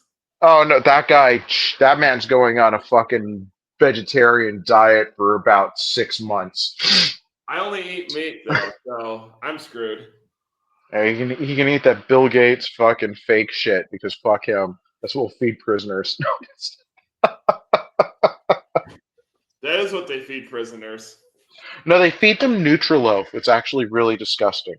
Nutriloaf is it's a retaliatory thing to bring the person as much pain and suffering as possible. And I would like to believe that not everybody that's in prison should be there, right? And that the system in many ways has failed many people. So being retributively evil against people and making them eat potato shavings and ketchup, all right? Although that can be prepared nicely, just as like a loaf with like everything shredded, emulsified, and mixed together. I Ew. mean, it can't. If you do it right, it can taste good. Yeah. It'd be like a weird raisiny cake kind of thing, like a heavy Yeah, bread. like fruitcake. Yeah, you could do it like that. I don't see a reason why you couldn't do one that wasn't totally disgusting, but Does not for every meal. You know, I mean, that's really cool. I mean, the guy's a child molester. Kill him. It's like what? no, that's okay. Kill him. Yeah, we don't have to feed him Nutriloaf. It's okay. We just bypass till he's dead. All I right.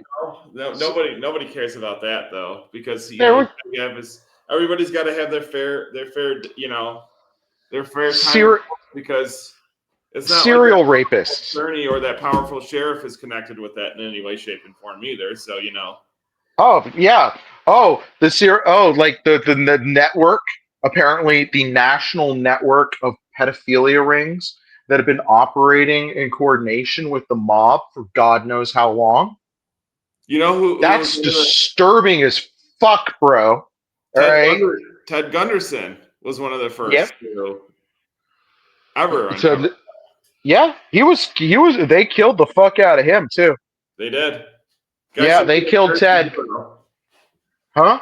Guy should be an American hero. His name is barely. You want to hear one of my friends that used to listen to Ted Gunderson, who used to follow the incel cults online and WizChan and all that other kind of stuff. Okay, yeah. All right, he was kind of like a weirdo, edge lord, walk on the dark side kind of guy like me, right? 1 foot in, 1 foot out kind of situation, and always interested in the weird shit, right? Crime on dark web, whatever it was. Let's see what's happening out there. Let's understand. One of his relatives was apparently a matchstick man, which is like an organized crime, like a con man, Okay, right? And he had family members that were in the unions for a long time working at the docks. okay. And he and I had an interest in finding out about these finders cults. Who are these people? All right. And it's like I've looked at it as I wanted to hunt down my enemies so that one day I might enjoy them for sport. As my ex Bobby had asked me to kill some people for her for doing such things to her, I had promised her I would, but I'm not going to just go to prison for one. I want to get as many of them as I can before I go to prison. Yeah. So, you know what I mean? If you're going to do it, you do it right. Don't skip it. So, yeah, so I have met people in my life that were victims of the Finders cult. I have met friends of mine online that joined the flat Earth psyop bullshit. Okay, I've had friends that were in Hare Krishna cults, friends that were in weird Satanist vampire cults, blood drinking things, friends from nuclear bomb shelter doomsday cults, Jehovah's Witnesses, weird Mason kind of things, that kind of stuff. A bunch of goths, a few faux Satanists, a few real Satanists. All right, like I have commingled with the filth of society. All Yeah. right, by Yeah. all accounts, I am unclean. Christ washes away all sins. I was baptized, all right, and I try and walk a very straight and narrow path right now. It's kind of hard. It sucks. All right. So but I do it with joy. No, it Yeah, doesn't. that was sarcasm. So, Yes. so where was I before I was getting? So my friend gets a job at the docks and spirals into drug abuse because they have you work 72-hour shifts straight and then call you back to work after 24 hours to do it again. Jeez. Yeah, all right. And the only way you can pull that kind of shit is with an addiction to meth. And I was like, you can't do this. He goes, I have to. And I'm like, no, you don't. You really don't. All right. So while he was big balling with his fucking dock worker fucking money, which is a really good union job, Yeah. really good union job. All right. Union jobs are where it's fucking at. I was like, We're getting wow, pretty good math, but hey, no big deal, right? when you scale, the dock workers didn't used to make mad money. They made their money because their raises became based on inflation. All right.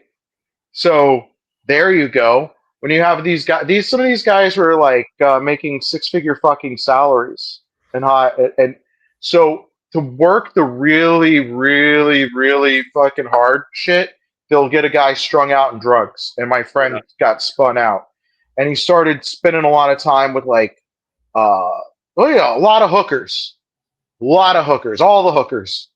All right, he would go and he would rent like one of those sex hotels in Miami, fun places for parties, right? Yeah. So the so I have some stories. I won't tell you because you're a good Christian.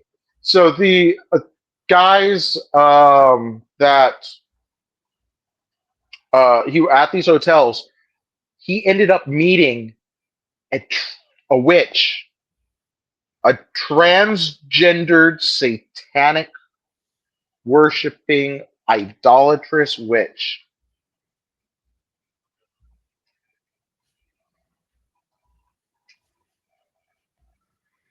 Woo. Hello? Yeah, Yep. I'm listening. Yeah, keep going. I had heard now Miami's got like 3.5 million people, and I'm Yeah. like plugged into the vibe of weird, okay, that's out there in that spider web. And I Yeah. had heard of this person before I had met them. Okay. And I had heard that this person was evil. And to avoid this person, and my friend is hanging out with them. Doesn't that sound like yeah. And my friend is hanging out with them. Ugh. And the story behind this person is they got shot in the head and came back from the dead on the operating table. All Mm-hmm. right. And they had a vision and they are a satanic doomsday accelerationist that's from some kind of really rich Cuban family. Hmm. Yeah. And they were heavy into Santeria and witchcraft. And what's more, they would find people with money and get them strung out in drugs and then fuck with their minds. Hmm. And like an evil meme, it self replicates. Okay. So this person finds people, breaks them down, and then makes them into a copy of themselves. Hmm. Yeah. That's fucking weird, right? Can you imagine? you go out and you meet three people with the same haircut, the same outfit, with the same religion, That is. and then you go to another city or state and you find that same fucking clone. Okay. This is an archetype self-replicating itself. Huh. There's not just one of them. All right. Preying There is, on the weak or yeah, yeah. yeah. At some point in time, some evil fucking person decided to go and create this personality archetype that other people would imitate, like a false idol kind of Yeah. situation. Yeah. And so, yeah, I've met other versions of this person before, but this wasn't the first one. All right. And they are giving my friend fucking meth and all this fucking drugs and keeping him awake and filling his head full of lies. Right. Like, I come up and I visit my buddy, and he's like, "Yeah, I'm like a sex god." I'm like, "You're not a sex god. You're a meth addict that's got a bunch of hookers clinging to him. You're lose, you're losing money. All right, that you had a $500,000 house, now you have a $200,000 apartment that you apparently have a mortgage on. Right? Yeah. Yeah, where's your money gone? All right, Mr. Sex God, what's up? Why are you driving a fucking brand new race car and shit like that and not having your house paid off? Yeah. All right, where's Yeah. this $200,000 a year fucking job that you've got? Where's your money gone? Yeah. Right? And he goes, I'm a sex god. I've got like all these bitches that come over and they do whatever I want. I'm like, that's because they think there's money and drugs in it for them. All right. And he calls over like a couple of his girls, and I end up like whipping it out. And like he starts crying and leaves the room, and I fuck both of his girls.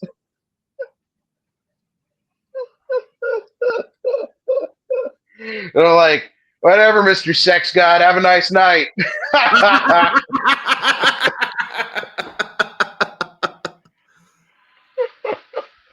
Maybe I shouldn't have made my friend cry. All right. He Maybe, deserved it. Maybe he yeah, deserved it. yeah, maybe he deserved it. This guy had slept with like a bunch of different girls before I had slept with them. And they referred to him as Super Dick. All right. And a blah, blah, blah, blah, blah, blah. It turned out that my friend had what's called a satanism, which is it's a sex addiction. And my friend had developed a terrible sex addiction. And he was spending all of his money on hookers and cocaine and below and meth. And he Yeah. became insane. And while I was away, he met a girl. He got in rehab. He got Mhm. out. I come over and I meet his girlfriend. He tries making some rather strange arrangements for me. He tells me that she's in a CNC, which is like a little too violent for my tastes. All right, let me put on my wrestling mask. All right, Yeah. the so this girl's like really super hot, like blonde hair Juku, kind of weird Nuevo style. She has apparently a condition called narcolepsy, and the medical treatment for people with narcolepsy is meth. Oh. And so little children, the Adderall and those kind of speed drugs, little children grow up to become meth addicts. It's pretty dark, huh? Mm-hmm. Yeah. It's like just some kids that just wanted to, like be able to study. Just develop Yeah, a meth addiction. And develop a dark habit. So and apparently because she had narcolepsy, when she would pass out, people would often sexually abuse her because she was very attractive. And so her mind had been severely damaged due to the sexual abuse that she had suffered, and in combination with these narcotics that she'd become addicted to.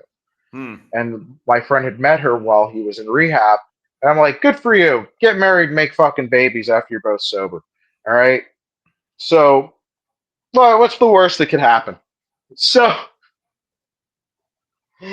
so my friend starts using meth again with this girl, right? And I come over to his house, and I know I'm being summoned over to his house on this flimsy story that his girlfriend slit her wrists and shit like that. And I take my time getting there because I know it's a lie, so I wash my balls. And I get over to the house, and the evil witch appears, and I'm like, "Holy shit! The fucking Satanist is here! My Wow. fucking day's ruined." And Yeah. it was, and and I get up in the house, and I realize the situation is that they had GHB in the house. They tried offering me, they show me around the home and stuff like that, and I'm like, yeah, it's great. I remember the last time I was here, I made Dan cry. Long story, I won't tell. And so I'm got this weird transgendered witch person and this hot girl, and they're showing me around the house, and I'm like, what's the setup here? And I get to this one room, and there's like an actual meth pipe sitting in the middle of the room. A meth pipe. It's burned black at the bottom. It's a glass bulb, and on the inside of it is a perfect little white rock. And Yeah. I'm like contrasting against the darkness. And I'm like, yeah, they're fucking straight up using. Right? I can't smell that kind of stuff. Some people can say you can smell it on the house and stuff. I Yeah. can't smell it. My nose has been broken way too many times and too many fist fights for me to have a sense of smell. It's got bone spurs. So the satanic chick goes the not even a chick, it's a tranny. And them try and like get me going, and I'm like, no, I gotta go. Right? They get me to the couch. They're like, just sit on the couch. You want a drink? You want some drugs? You want some coke? You want some heroin? You want some meth? They start going through a fucking menu. All right. They lay down all of these narcotics out in front of me, and they go, Yeah. "You want a drink?" And I'm like, "It's like 9:30 in the morning. I'm not. I smoke pot, and I brought my own because I don't fucking trust you people. Yeah. Yeah. And Yeah. I'm not. I'll have I'll have a bottled water that I open, right? And they go, "You want some GHB?" And I'm like, "There it is." They led with a drink, and then followed with hard drugs, and then Yeah. concluded with GHB. They were going to drug me, and they were going to do to me what they had done to my friend. Yeah. All right. So they do this kind of stuff in Colombia also. There's a drug over there. Have you ever heard of Devil's Trumpet? No. Okay, Devil's Trumpet or Angel's Trumpet or whatever. There's a couple of weird names to it. Same plant. Is this flower that has a big giant flower that hangs upside down, and the seeds, it's called scopamine. The seeds of this plant are one of the most powerful and potent hallucinogens known to mankind. And when administered to a person after only mild preparation of the drug, mind you, from seed, you can blow it in a person's face and put them into a zombie receptive state Huh. where they will automatically follow any commands that you give them. Come with me. Sit down in this car. Put on your seatbelt. We're going to the ATM. How much money do you have in your account? What's your PIN? I want you to go to the ATM, enter your PIN, and put your card in there and bring us out as much money as you can get. They do that. It's like bypasses years of hypnotism training Yeah. just to allow you to just go up and fucking ninja dust something in somebody's face and turn them into your zombie bitch. By the way, I am totally trying to get samples of that plant for my garden. It's like, what do you have? I'm a wizard. Yeah, what kind of spells you got? Mind control. All right. Damn. I don't fuck around, bro. All right. If you could pack, I've got some weird ideas. Like one of my things is I have the recipe the actual. Have you ever heard of the Christian berserking barbarians? Yeah. Yeah. Okay, I have the recipe for the cocktail that they would eat to induce that state.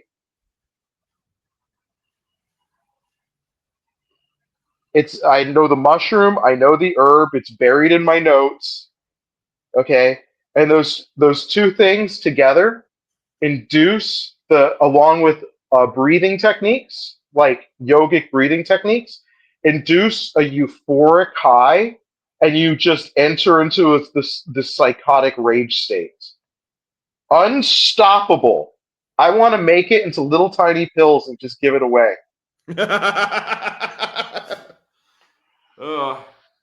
It's like we have to go and fight the forces of the Antichrist. How can we defeat them? And I was like, with faith and some magic mushrooms. What? You Some got people think, that. and some people think that they used to be used in Holy Sacrament by some more ridiculous groups.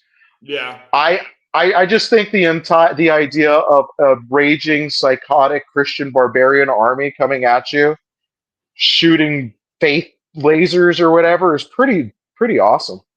Kind of sounds very Warhammer. Yeah, fucking. What is the Legions of Hell got? Fuck you. We've got this dude in my D&D group. We have a Christian barbarian. Yeah. They call it Barbarian Zealot. It does additional D6 plus like half your level of damage on your first hit, and then it stacks with like all this other kind of damage bonus shit when you're raging. And so if you have him as this particular race, he runs up and when he bitch slaps things for something like 3d6 plus 60 points of damage, just like boom, dead. And he has like 3 attacks around. The DM hates him. Yeah. And the DM's like, it's the weapon. I'm like, it's not the weapon. We just give him pretty much a stick and he'd be like that. Oh, man. Dude, what a time to be alive. Yeah. I'm kind of happy. I mean, It's the end of the. the same. So. What about yeah, you're not allowed to learn angel magic, are you? It's against your religion or something like that. I don't. Nah. I mean. Yeah, you got to be married anyway, and you're getting divorced. So, it's fine. That's cool. Yeah. I'll try and find you a job. Okay.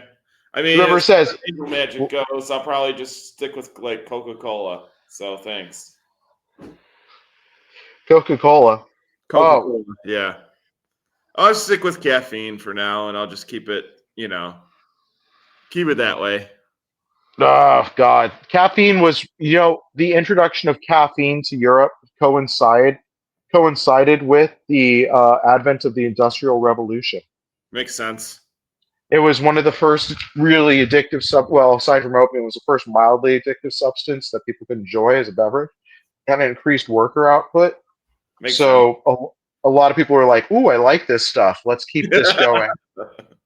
Yeah. The slaves have never been so motivated.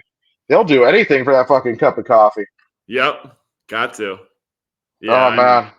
Yeah, that's part of it. But the other part of it is just, I mean, I'm not really, I like researching it and learning more about it. Yeah, I mean, prayers to God are prayers to God. And that's about as far as I'll go. Oh, that's cool. I'm fine with that. So, Yeah. Would prayers to God in a weird alien language be okay? I mean, no, it's got to be a human tongue It is a human tongue. You could speak it with your tongue. can? Oh, well, okay. Yeah. All right, I got it. I got you. Okay. I got you. All right. What if you get remarried and stuff? All right. I'm good. I'm good. Dude, I've got a really. She's really hot. She's black. She's like 20, 22 years old. She just had a kid. She's really neat. She would say, "Tom, don't try and pawn me off on your friends." I'm like, I don't know. I don't want to leave you to die, but I don't want to leave you in Mexico. Oh, it's that kind of I might marry her. I don't know. Okay, there you go. Because I kind of, like want a girl like that's in the United States. States. So Uh, yeah, well, she can be there. You just got to go and file a visa. yeah, I'm good. I don't have the money for that, and I don't want to be in that kind of weird situation. So I'll send you back to Mexico. I'm not yeah, even from there. yeah, I'm good. I. Oh man. I don't want to show up one day and be like, where'd she go?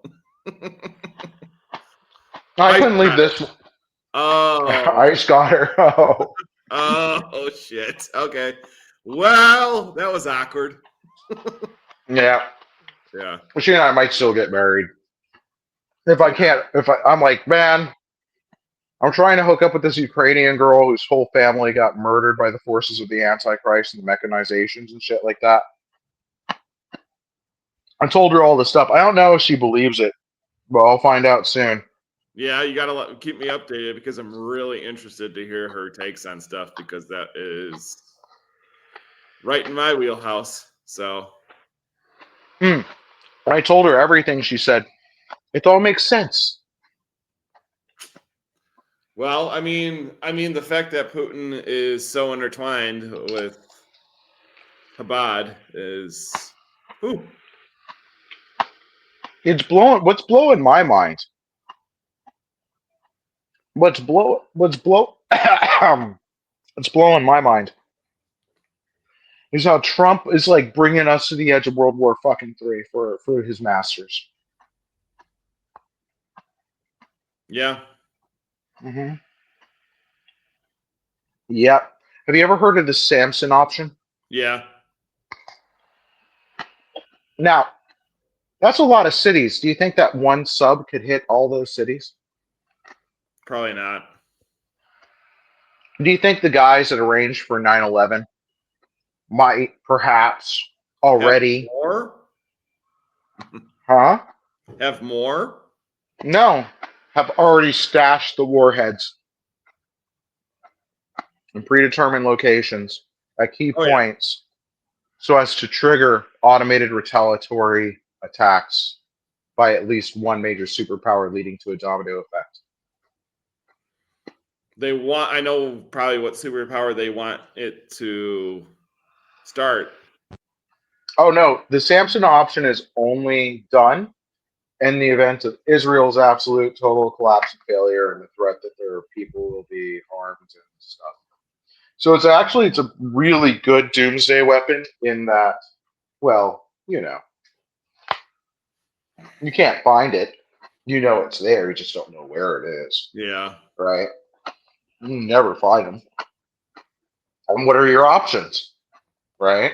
How do they determine Israel collapses though? Hmm.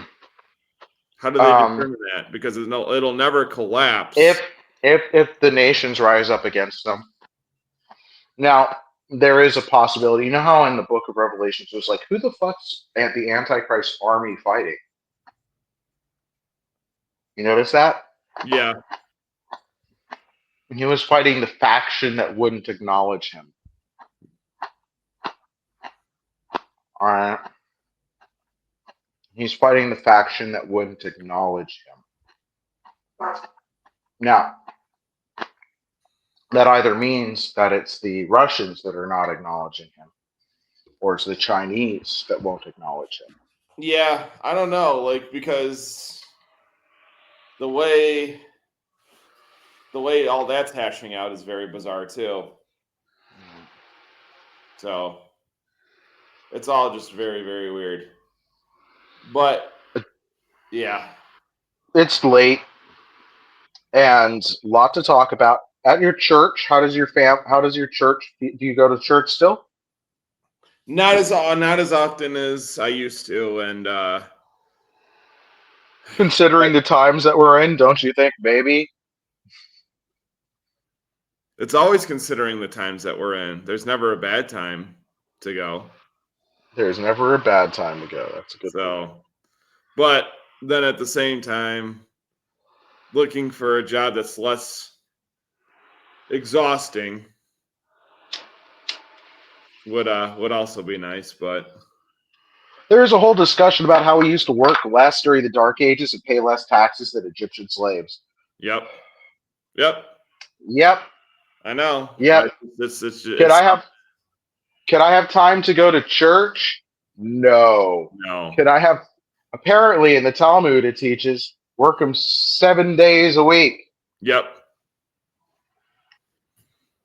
Yep. And I just like it's just being in this business and then just not like for a while I didn't have enough money. Now I kind of am right back where I'm at, but things have happened and it's just like I kind of want to just be out on my own and do that part by myself for a minute, you know, kind of get back to that mentality. So there's that part.